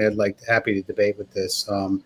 Jared, I don't know if you're talking about the tea, and when we talking about men crying, Steve the Dean has a great take on this. Okay, sometimes that's what's going to help a guy, but this is the issue that I have. Okay, the issue is, like Steve says, is drive out to the friggin' woods, to a lonely street, pound your freaking dashboard. Get it out of your system, okay, and go back home. And I agree that you shouldn't show weakness. Okay. I was going to say that. It's the exact kind of thing. This is awesome from Steve. Go ahead. You go ahead. Okay. Yeah, just basically it's not yeah, so I disagree. I do agree with Jared on the T stuff. I do think testosterone has an influence on our thinking and behavior that's hard to detect. But as far as crying can be very useful and therapeutic, but you should not do it in front of women ever. Ever. Maybe you'll find an exception if your mom or your dad died or something. And even then, it's going to have consequences. Women, you are like a god to a woman who loves you and a woman who's really into you. And if you're crying, their brain can't compute that. So it's just not even do it. But if you need to go out to the woods and, on your car, or just literally go to the beach or the woods and just fucking cry it out, go ahead. Or cry with maybe a pastor, or a therapist or a psychologist, something that you trust and actually have a relationship with. Very limited settings like that. That group crying shit or crying in front of your woman to show how you really feel or some shit. No, it's a death sentence of attraction and arousal. For sure. I should have been clear on that. Anthony's right. Yeah, I was gonna say that too. I've been homeless 3 times, and the 3rd time was here in Brazil. And I think from some, maybe most, I don't say that, a lot of men sometimes have to hit rock bottom where they have nowhere to go but up. And sometimes hitting that rock bottom and you're at your wit's end and you got to resort inward and find that strength and connect with people that can help you. And sometimes you can't find them right away and you got to resort to yourself. You have nowhere to go but up. And Anthony, Dream Johnson took the words right out of my mouth. I'm not opposed to crying either, but it's a private thing. I don't know, when I've had my low moments, when I've been broken, literally broken, I've done it in the car, or I'd go into a room somewhere I knew where I'm alone. But a lot of the times I was in a car and I would just yell at the top of my lungs, hit the steering wheel, just kind of get that out, just get it out. Because once you have that release, then you can collect yourself and get back to it. And we men, this is why doing physical things is really important for us. Lifting weights, getting involved in sports, martial arts. I remember when I was a teen, I used to have a punching bag. That was like my best friend. When I was a teen, with brothers and stuff and shit going on, those teen hormones, man, I would just rail that punching bag. So there's nothing wrong with a man crying. It's just when and where you do it. And I personally, I don't even like to really cry in front of another man. That's I'd rather just do it alone. I mean, I'm not trying to be macho or whatever. It's just I don't feel comfortable. And what's so funny, I don't say I've made fun of, but I have. Brazilians here, they're just too emotional. And I see men crying all the time. And my wife, I was like, what the fuck's wrong with this guy? Jesus. Serious, all the time on camera, on TV. What are you doing? Wow. That, it's all the time. They're super emotional. And they're these machismos. It's interesting you mentioned you don't feel comfortable. And I think there's a reason for that. Crying in front of other men is dangerous. They can see you being weak and it can open you up to attack and stuff. It's really your brain telling you don't do it. That's probably what it was. Cause I can't, Yeah. I just know that when I feel it coming on, I swallow it, I bite it down. And then I find that when I get to a moment, I want to say I necessarily cry. I'm like a yeller. I grunt There are forms of therapy that actually that are controversial, but they actually encourage it. I don't know what it's called, some sort of primal screaming and whatnot. I was going to say it's very, very primal. What we're talking about is not, there's that. I think everybody has had that maybe everybody hasn't in that life where they've lost somebody. I've lost two of my best friends. I mean, two of my best friends since I've been in Florida for 30 years. And it's almost that how do I even explain it? It's almost that what's the word I'm looking for? That it's almost like a whimper. It's so deep. It's so deep. It's in your gut. And if it doesn't come out, but you don't let anybody else ever experience that with you. That's the point here. In other words, you experience that by yourself. It's something that you have to deal with. You know, I think when people think of the word crying, you're like, no, you know what I mean? No, I think if a tear comes to your eye, that's not a bad thing. I think that I think when a tear comes to a man's eye, there's something so internal it's letting out. But I agree with you, Tony. That's exactly what I meant. Like, I remember I never see my father cry until my mom passed at the hospital, and he held her hand, and he wasn't bawling, but he was tearing. And I gained a lot of respect for him, actually. He held her hand for like hours after she passed. He wouldn't leave the hospital. And he was married at 17 different times, and she died at 60 years old. You know, they were together for a long time. And I actually gained a lot more respect for him because there was the family's different than today. You know, men and husband and wife actually were devoted to each other, but they knew their gender roles. And when my mom passed, I had the tears in my eye. I didn't bawl, and trust me, I know never trust other men to cry to. And Finn is right. There are times where you just have to let it out. I have a quick comment on this that I think will add to what you're saying. Nutshots, great name, Marty. So it's interesting. You mentioned you saw your father cry, and your respect increased for him. And it reminds me of what I was saying to Mr. Finn. Like, it felt uncomfortable to cry in front of men.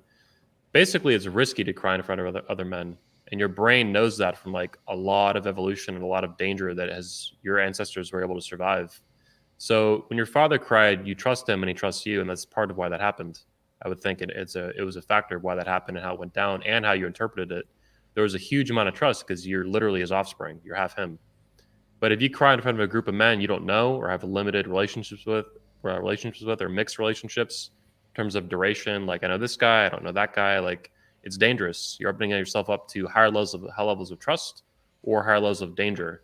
And it's typically not worth the danger, and it's better to do it among men you trust or no one at all, just on your own.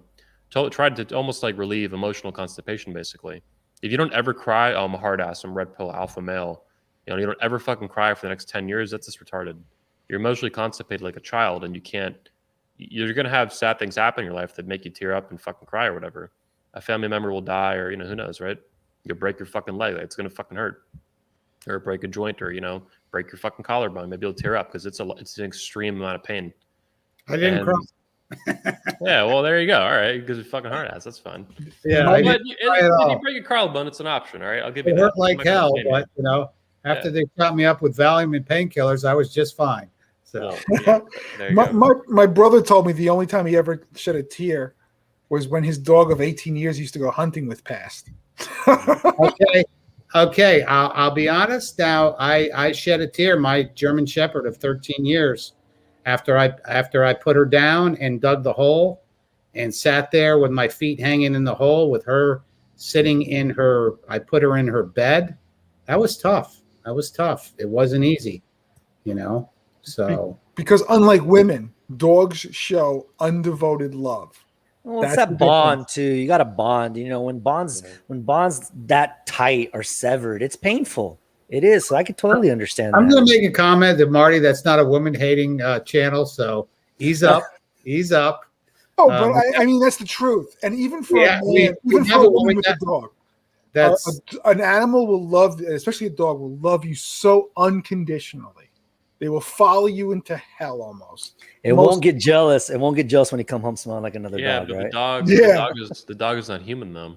It can't give you the full range of emotions. That's why I will love you unconditionally.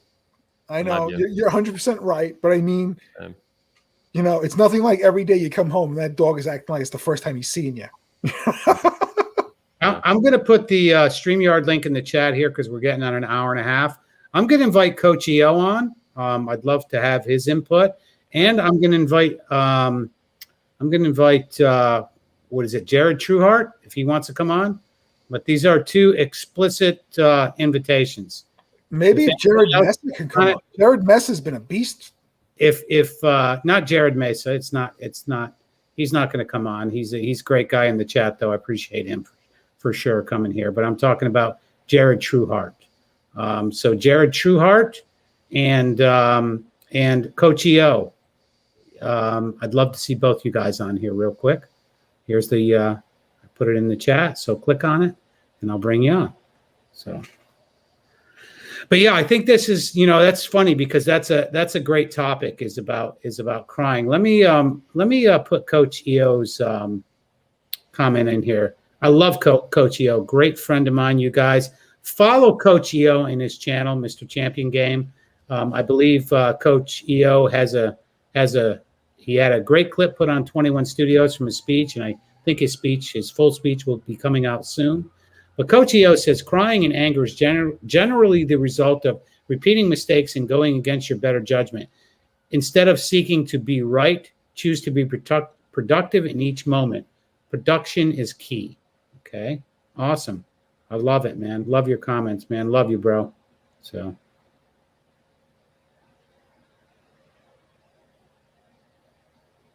All right. Well, we got Jared Trueheart. Let's get him on. Oh, nice. Tony, a.k.a. Jared. I think I've met him before. Yeah. God damn. Jared, welcome. Good to see you. Good to see Tony, you. good to see you again. Marty, Hey, long Jared. time no see. Oh, I saw you Sunday. Yeah. Pretty religious guy there. So, we're not debating that tonight, so we're not even going to go there. Not at all. Yeah, not at all. But yeah, go ahead and you've been pretty vocal in the chat, and I do appreciate that, man. I really do. I appreciate on what topic? Because I've studied manhood for years. Yeah, let's go back. You wrote, what was your book that you wrote?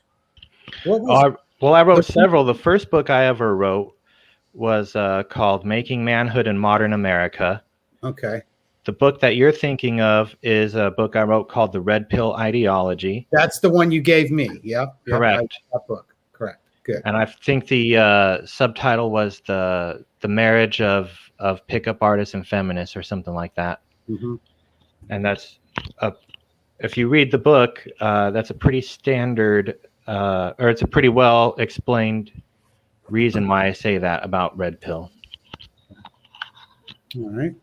Well, let's hit you up on the crying thing. You had something to say about it, so go ahead and explain yourself. Crying, absolutely. Look, there are some situations where you cannot help but cry. When you lose a loved one, when you break your leg, those sorts of things. They're non sequiturs. You can't help but do it, and you can't even if you just found out I was at the park the other day with my kids. Somebody learned that her father died. She got the phone call right there. She started bawling in front of everyone. There are some situations where you cannot help but cry. And to say don't cry in front of other people, well, you're lucky if you have that luxury. The bottom line is that crying is not beneficial in any way. I've reached rock bottom too, and it seems like at least half of us here have been homeless at one point, including myself. At those times when I have broken down and I've been in tears, I didn't all of a sudden get up and be like, wow, I feel great. I felt worse than ever. Crying is not beneficial. And if you feel like you have to cry and you can go out to the middle of nowhere by yourself, awesome. Otherwise, there really is no reason to think that crying is going to benefit you in some way. Okay. So I'm sorry. What you're saying is, I think you're basically referring to the context of crying is what you're referring to. Saying? Kind of, but outside of the context where you can't help but cry. Mm-hmm. Otherwise, it's just not beneficial. You should try not to do it. All right. Bottom line. Tony Johnson, you want to respond? Yeah, the last part I'm kind of 50-50 on. I would say in general, though, that I do disagree firmly with the idea that crying is somehow not a good or useful thing. In certain situations, it's not a good thing. It's high risk. It can open up to attack, people manipulating you, or just destroying relationships for women that are attracted to you. I mean, those are just negative, and it's stupid. It's strategically stupid. You could go on your own in your car or somewhere, anywhere, other than crying in front of a woman. But I do think crying, if it's genuine anyway, whether or not there's going to be an intensity level to it. That's kind of what Jared's referring to. And if it's so intense you can't do anything but cry, then it's fine. I get the logic. I just don't agree that that's the only time to cry.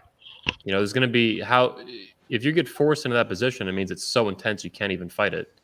But there's going to be degrees, a spectrum that lead up to that point. It's not just a binary thing in my experience of human life being a man. And I think most men would agree with that. There's an intensity degree to what's going on that's going to determine if you cry or not.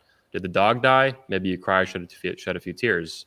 Did your mother or wife just die? You might cry a lot. Or your father. I mean, holy fuck, or a brother or something, or a sister, or a child, if you're a parent. Well, from what I hear, it sounds like you're disagreeing with me, but you're saying the same thing I did, which is that in those situations,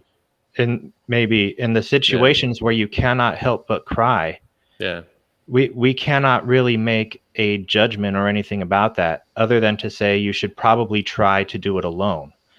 But I'm saying, but even preceding that position, it still can be therapeutic to cry, even intentionally. Let me go to the woods, meditate, and take some mushrooms or something and cry it out. Well, that is where we disagree. I don't think there's any therapeutic benefit. I think if you are at that point where you're crying, crying is just going to double you down on feeling like shit, because then you're also going to be crying. You're going to be a dude who cries. In my understanding of psychology, this is completely false. I agree with. Sometimes if you don't get it out of your system, you can't move forward. You can't take that step forward. That's a nice idea, but you do not ever release your emotions like that. It's just not possible. I think we're stuck on semantics here. I think the word crying is to me, it's very primal. To me, if you go out in the woods and you're punching your fucking dashboard and you're letting that beast out of you, I don't think there's anything wrong with that. I think that, again, I agree with you on you shouldn't cry in front of your woman. I don't think you should cry in front of your family. But I think sometimes, I think we're kind of stuck. I mean, I want to have my fact checker check this. Fact checker Gonzo, tell us what crying means. I want to know of a definition. Also, I want to welcome Coach EO into it. Awesome. Coach EO, how you doing, man? Good to see you here. What's up, guys? How you doing? Good to see everybody on here. So, great show so far. Great commentary. It's always good to see you on here, Tony, with your crew. Good to see my guy in the upper right corner. What's up, Tony? Good to see everybody else. When it comes to crying, I think there's been times there's something that the new guy, Tony, aka Jared, said that makes sense. However, I think to fear crying is beta in and of itself.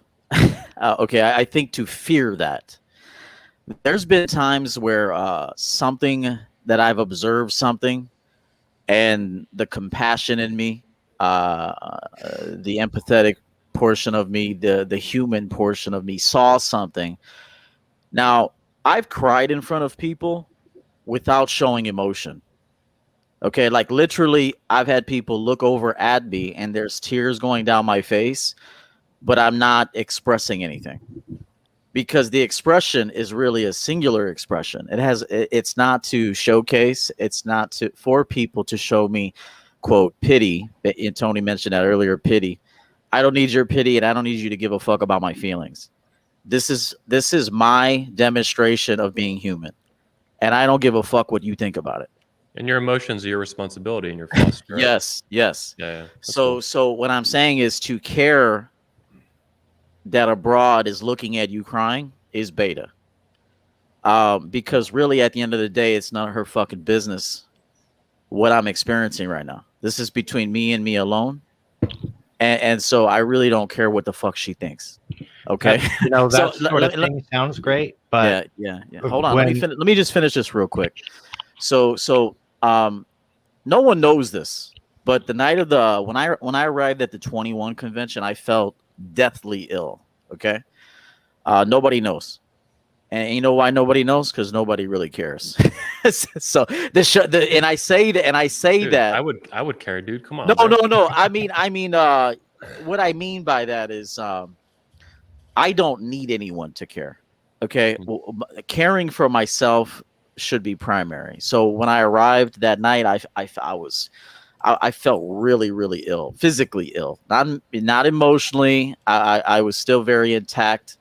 I was still ready. I was still ready to perform, but physically, my body was feeling sensations and symptoms.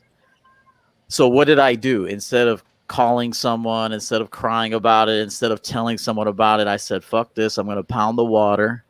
I'm going to get some nutrition in my body, and I'm going to do some brief meditation. And I did all of that, and it worked for me. It worked for me. Tony in the lower left may not work for him. Maybe he needs to go punch a hole in the wall and then patch it up the next day. I don't know. Everybody's different. Are you ready for a response yet? Almost. Okay. So what I'll say is this, is that for me and how I coach my men is, and this is my truth. Fuck your feelings. Your feelings have everything that you are responsible for your feelings. Not a woman, not Marty Nutshots, not Coach EO, not Tony Bruno. We're not here to fucking hear all your sob stories. Hey, everybody on earth is trying to figure this thing called life out. Everybody. Everyone. So you're no different. I put that in my book, Cut the Bullshit, that you're not the only one going through this shit. Everybody's going through something. Everyone is trying to evolve, to grow, to be. I even think people that are lazy are still trying to figure out why they're lazy. Like there's an element of, why am I lazy? Why am I stagnant? Why can't I move my feet? Why can't I make a change? Why do I keep repeating these mistakes? So I will say this, at the end of the day, in my opinion, it's beta. It's considered beta in my book to make adjustments for other people when it's coming natural in that moment to you to feel something. Again, I've cried before, and people are like, "Are you all right?" I said, "I'm fine," but there's tears coming down my face. But it's really not important for them to see me, to understand why that's happening. It's only important for me to understand why that's happening. So the reason that we're saying don't cry in front of other people is not because our emotions are dependent necessarily on other people's opinions of us. It's because the nature of the relationship will change after they see you cry. So there's a reason why why a lot of the guys here, including myself, have said, don't cry in front of your woman. It's because her opinion of you changes after that, and that affects the relationship between you. It changes the dynamics. This is not about your opinion of yourself being dependent on your woman's opinion of you. This is one of those things where it's like, well, I don't give a fuck what anybody says about me. Well, that sounds all good, but you don't live on this world alone, and you have relationships, and other people's opinions of you affect how they relate to you, and that's important. Okay, and I'll say this as a general rule. Do I think it's important that you cry all the time? No. I think that you can even plan to have a moment to yourself. For example, if you know that you need to let out anger or frustration or to cry, you should plan to do that. It shouldn't always just be like, "Oh, I'm sad right now. I want to cry right now." I mean, quite frankly, I don't even remember the last time I cried, to be honest with you. And I shattered my entire arm in front of one of my girlfriends, and I didn't cry. And I was having emergency surgery. Cry for what? I broke my arm. So what? I mean, I broke the body. Who cares? I'll get it fixed. So what I'm saying though is that for those out there that do cry a lot, I would say that fix the problem. There's clearly an unresolved emotional issue or some sort of trauma that you haven't properly dealt with, which keeps manifesting and revisiting in some fashion.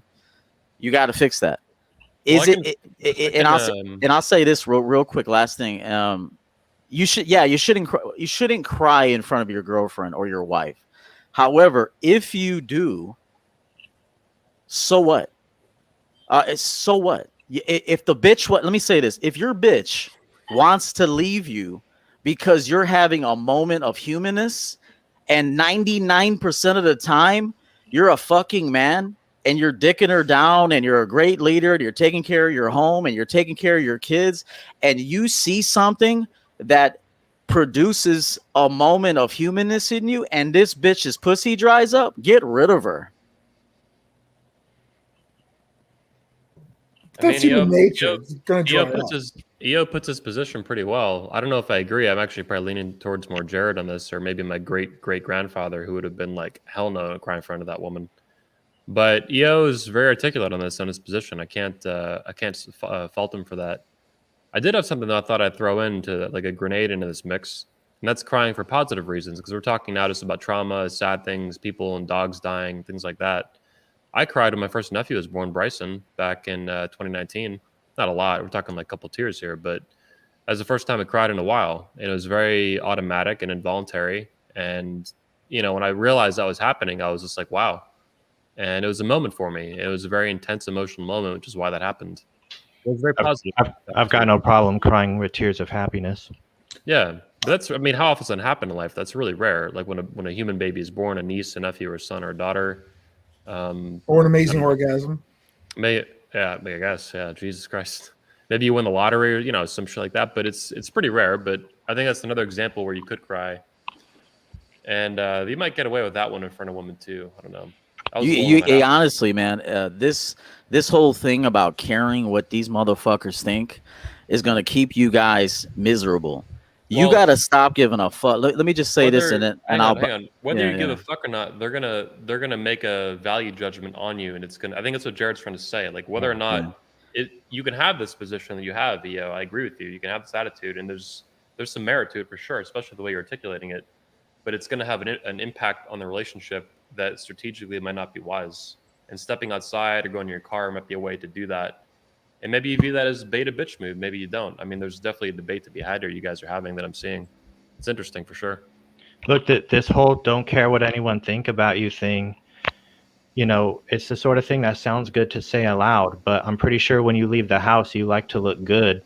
Why don't you just wear whatever the fuck you want instead of what society tells you looks good, right? I mean, you care what other people think when you leave the house. You care if you groom yourself. You care if you work out. You care about all these things. But aloud, you'll say, man, you don't need to give a fuck what anybody thinks. Well, you have to live it. I mean, or at least own it that you do care what other people think. There's not a problem with that. If you drive a yellow Mustang, let me say this. If you drive a yellow Mustang and you've always wanted a yellow Mustang, are you driving it for other people to see it, or are you driving it for the singular experience? I don't see where you're going with this. If you want a yellow Mustang and you got it, you bought it for yourself. Do you care what people think of it? No. So if I wear something or do something or believe something, how I choose to live my life is really irrelevant to how another person views it, specifically a woman. In my life, this is my life I'm speaking of, not Jared, the sandwich guy, or anybody else. I'm saying for my life, if I can't in a moment be human out of fear that a bitch's pussy's gonna dry up, I shouldn't be with her. And quite frankly, I shouldn't even be leading a relationship. This is my opinion, and I'll stick to it. I respect you. I respect you the rest of the panel in terms of how you view it. But I think you're talking about a non-wife, right? Well, you're talking about a non-wife. Let me wife, say, girlfriend, doesn't matter who it is. Let me say something. When I get dressed up, I truly don't give a flying shit what anybody else thinks. That's right. I'll put that right out there, Jared. When I wanted to look good, yeah, I'm going to look good for the woman I'm with and for me, and absolutely nobody else. But the bottom line, it's about me. It's about me looking good, feeling good. It's about my confidence. You know, Coach Oates always says it begins and ends with the man. And I believe that. I think that's a great statement. It's not that I think down on women or anything like that. By no means at all. But When I get dressed up, it gives me a good feeling. When I put on a nice shirt, a nice pair of jeans, a great watch, good shoes, it's about me. Okay. It's not about looking. It's not about, I'll tell you right, in my own home, I don't even want to look like shit in my own home, but that's me. So I'm right there with you. I don't like to look like shit in my own home either. But you have to ask, what is the fundamental difference? Why does dressing like a slob make you feel worse than dressing real nice? And what determines the real nice? What makes you feel better and what makes it nice is that way that people that react to you. They look at you and they know you look good, and that gives you a boost in your own confidence. If you live only in your own head, if you live only for yourself, you have no metric to decide what is good, what is bad. So how is it that looking good for you when you go out is very similar to what looks good to me when I go out, and to Marty, and to Coach EO? I mean, we all have very similar parameters, well-groomed, fit clothing, fit bodies, et cetera, et cetera. This is not a coincidence. It's because of how people react and relate to us when we look that way.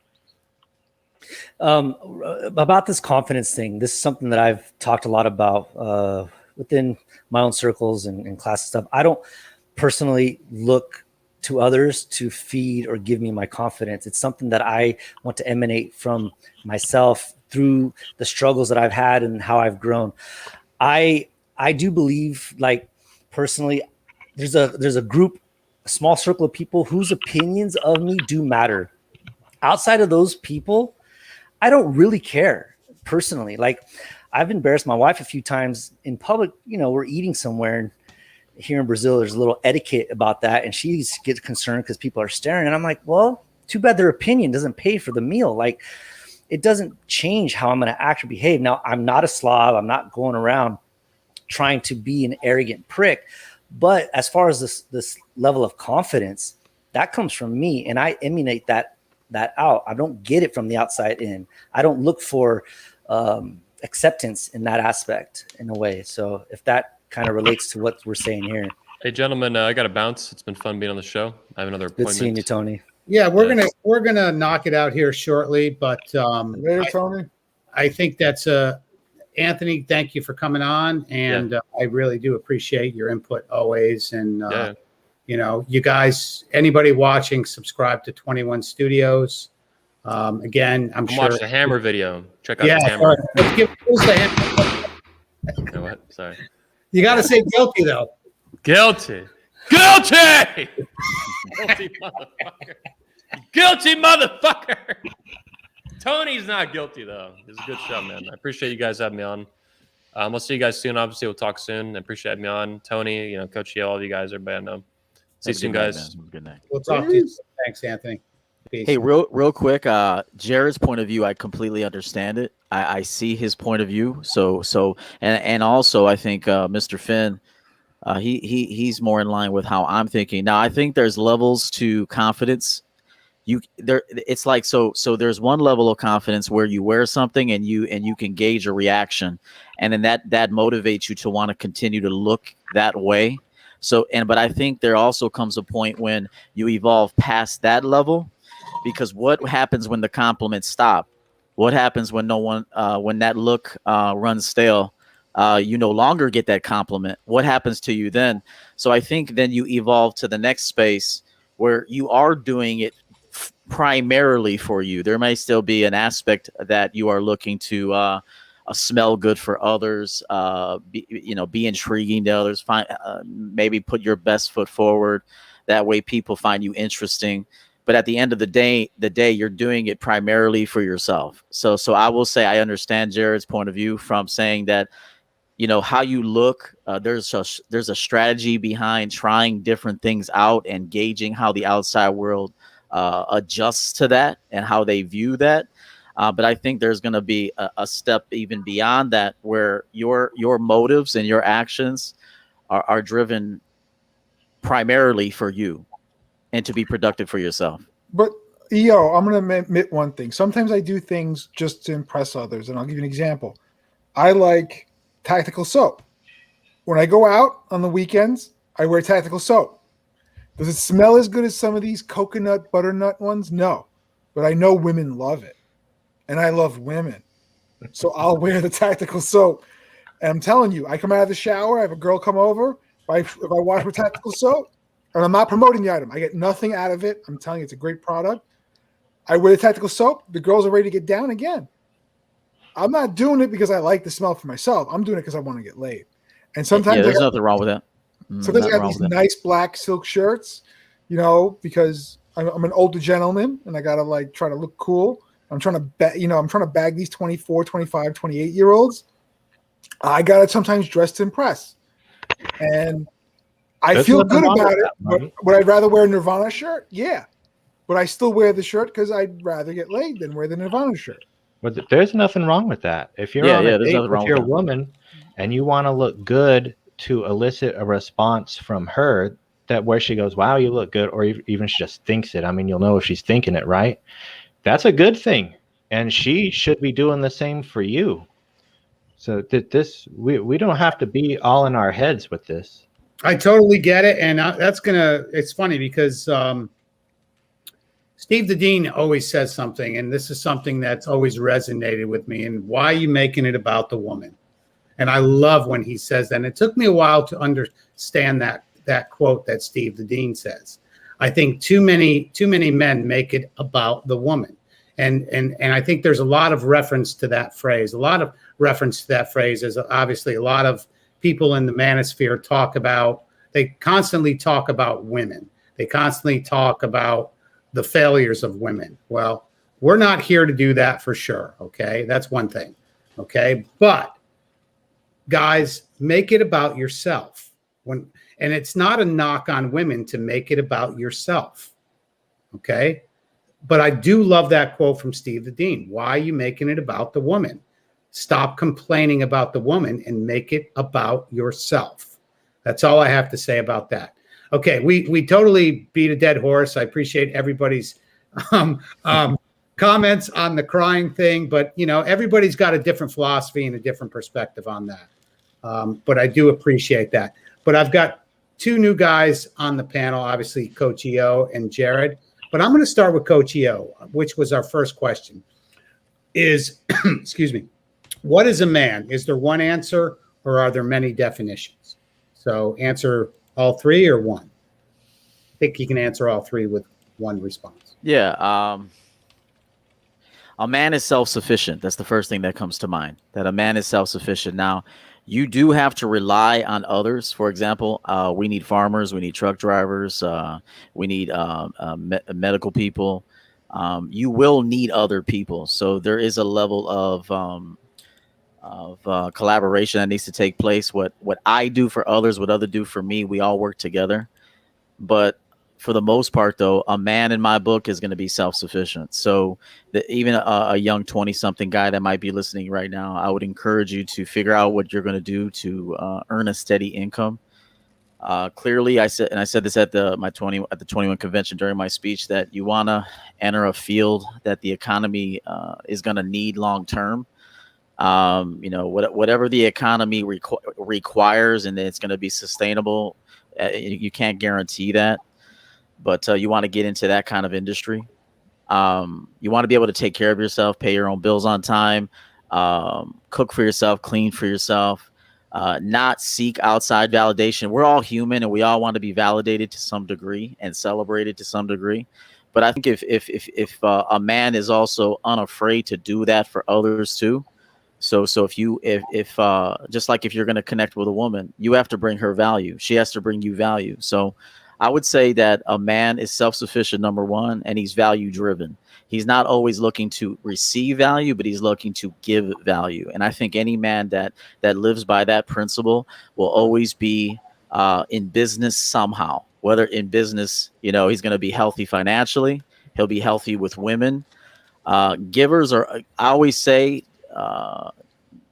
concentrate on romancing all of life, and you'll notice great things will come to you as a man. Awesome. Jared? I'm going to ask you the question. What is a man? Is there one answer or many definitions? There is one answer. It is objective. It is not subjective. By that, I mean, Tony cannot have a different answer from Marty, from Mr. Finn, from all the male feminists, from all the female feminists, because nobody can have a claim to be more right than the others at that point if it's subjective. There has to be a way of saying what a man is, and objectively so. And now I have a good, complete explanation because I've really studied this in depth. Like Anthony was saying earlier, men are worldwide, across culture, across time. What makes a man as in terms of distinguishing a man from a woman and a man from a child? The answer comes in 2 books. The first book, The Way of Men by Jack Donovan, Tactical Virtues. How are men judged as men? They're judged by their strength, courage, mastery, and honor. Women are not judged by their courage, nor are children. Men are. The other book is called Manhood in the Making by David Gilmour. He's an anthropologist. He looked at, his methodology was to look at ethnographies around the world, across time. When boys become men, how are they judged as men? What differentiates them? It's when a boy demonstrates that he can reliably provide, protect, and procreate. That makes him a man. Provide, protect, and procreate. That means have a family, support a family, produce more than you consume. Those combined make a man. There's no other objective definition. When we talk about what makes a man, we're specifically talking about what makes a man as opposed to what makes a person or what makes a child. Keep in mind, if we want to talk about things like resiliency is great, but women also have to be resilient. You know, compassion, that's more of a women thing. It's not a man thing. Strength, courage, mastery, and honor, and the ability to provide, protect, and procreate. That's what a man is. Okay.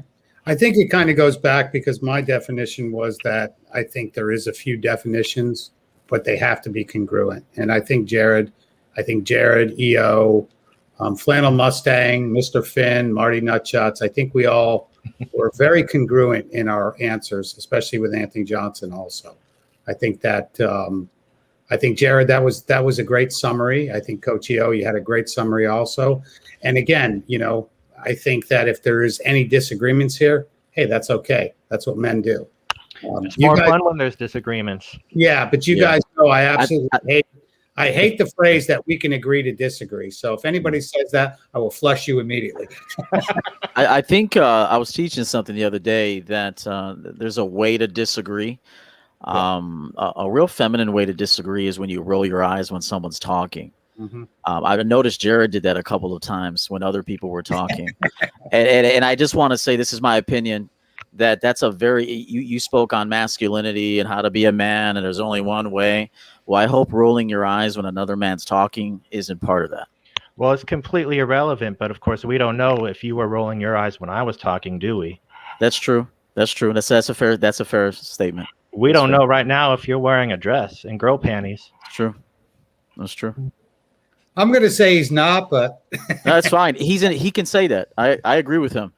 But I think that as a man, though, whether you can see me or not or whatever, you can come into my channel if you'd like, and you can take a look. Well, we're here right now. Yeah, that's fine. But I will say this: there's a way to disagree. There's a way to disagree, or there's a way to allow someone to give their viewpoint without exhibiting disagreeable behavior or even feminine behavior. All right, guys, I am going to wrap it up. I want to go around the panel real quick. I'll start with me. Everybody, you can find me here. Of course, like, subscribe, share, ring the bell. Go ahead and, follow me on Twitter, Instagram at T21Surfer. That's T21Surfer. If you guys, anybody has any questions, comments, put them in the comment section below. But anybody wants to talk to me about anything, I don't care if you're going through a breakup or divorce, this is no charge, okay? So if you want to reach out to me, that's how you can hit me up right now, is on my direct messaging on Instagram or Twitter. Okay, guys. So hit me up, any kind of questions, anything. But I just want to let everybody know you're not alone. Okay. And if you want to cry to me, hey, let it happen. That's good. That if that's what you have to do, that's fine. But I just wanted to put that out there that you can reach out. So Marty, let's go to you. Oh, Nut Shots that's my YouTube channel, and also at Instagram. I respond to everyone who texts me on Instagram, so feel free. And that's it. All right. Mr. Finn? All right. Well, I want to first thank you, Tony, once again for having me on the panel. This is a pleasure to be here. I enjoy these discussions that we have. It's a great place to be, and for not just us here on the panel, but our viewers as well. I really enjoy these moments. Yeah. So you can find me both on YouTube and Instagram, English with Mr. Finn. My objective is just to help people be better communicators. Started out teaching English, and now I'm kind of branching into just in general helping bring language back to where it should be properly used. So yeah, thank you. Awesome. Flannel Mustang, Gonzo? Yeah. You can you can find me in my flannel Mustang on the Lurking Press. It's thelurkingpress.com, so you can go ahead and check that out. But that's where all my art stuff is at. And you can reach out to me directly and check out my art on Instagram. It's at midnight.author. And all my hot takes, all this kind of stuff that we talk about on here, the philosophical, the lifestyle, the religious stuff, I talk a bit about God here and there. It's Gonzo School on YouTube. So there you go. That's everything. So follow him for sure, guys. So Jared, how can everybody find you? I have nothing to promote anymore. You can't really find me except on live streams like this, where I mostly do it to feed my ego. So thanks for hosting it, Tony. All right. And Coach EO, my favorite Coach EO. Yeah, you know what? I'm not here to promote anything. I really just wanted to jump on to show support to you and your channel and your panel members. I know you guys have been very committed to this show, not only Thursday but Saturday nights. So I don't have anything to promote. And it was nice to be on with you guys for this brief time. And thank you for the opportunity. And I wish you guys well. Well, I'm going to promote Coach EO. Go to Coach EO Champion Game on YouTube and check him out, because Coach has been a great friend for a while now, and I think you guys will appreciate his channel. I want to give a shout out to Steve the Dean also. Coach EO and Steve the Dean Williams do a great show on Monday nights. I believe it's 8 p.m. Eastern Standard Time, if I'm correct. Is that correct, Coach? Yes. Great show. Check it out for sure, guys. But also, I want to thank everybody that's in the chat. Of course, Anthony Velasquez, Rafa, Matt M, Mr. DC Comics. I know Jared Mesa was in here. Drew Baumhauser, of course, English Mr. Finn. He's on here. Vivian. Oh, let me go back here. PTB, Chris Brown. I just saw him here. He said, oh, let me just put this up here real quick. I cried at my divorce, caught me at a moment. Damn tears of joy. Well, good. Okay. I like the spin on that. Yeah, good spin on that. I appreciate that. But let me see. I don't want to miss anybody. There's a lot of people in here. Wurtanip, okay, or Wurton, JP. But yeah, everybody in the chat, if I missed you, I appreciate you. Come back Saturday night. Saturday night is Get It Off Your Chest. It's the show where you can come on, get it off your chest. You can join this live panel. You can say what you need to say, and then we will do what we have to do to either flush you or let you speak. So again, I do believe in free speech, and I will tell everybody, this is a dictatorship right here, okay? Just get that in your head. I do believe in free speech, so start your channel and speak all you want for free. So that's my ending comment. I got one more thing to say, and what a great show. Jesse, what do you think? Amazing. Excellent. But anyways, peace, everybody. Appreciate all you coming tonight, and we'll see you Saturday night on Get It Off Your Chest. Cheers, guys.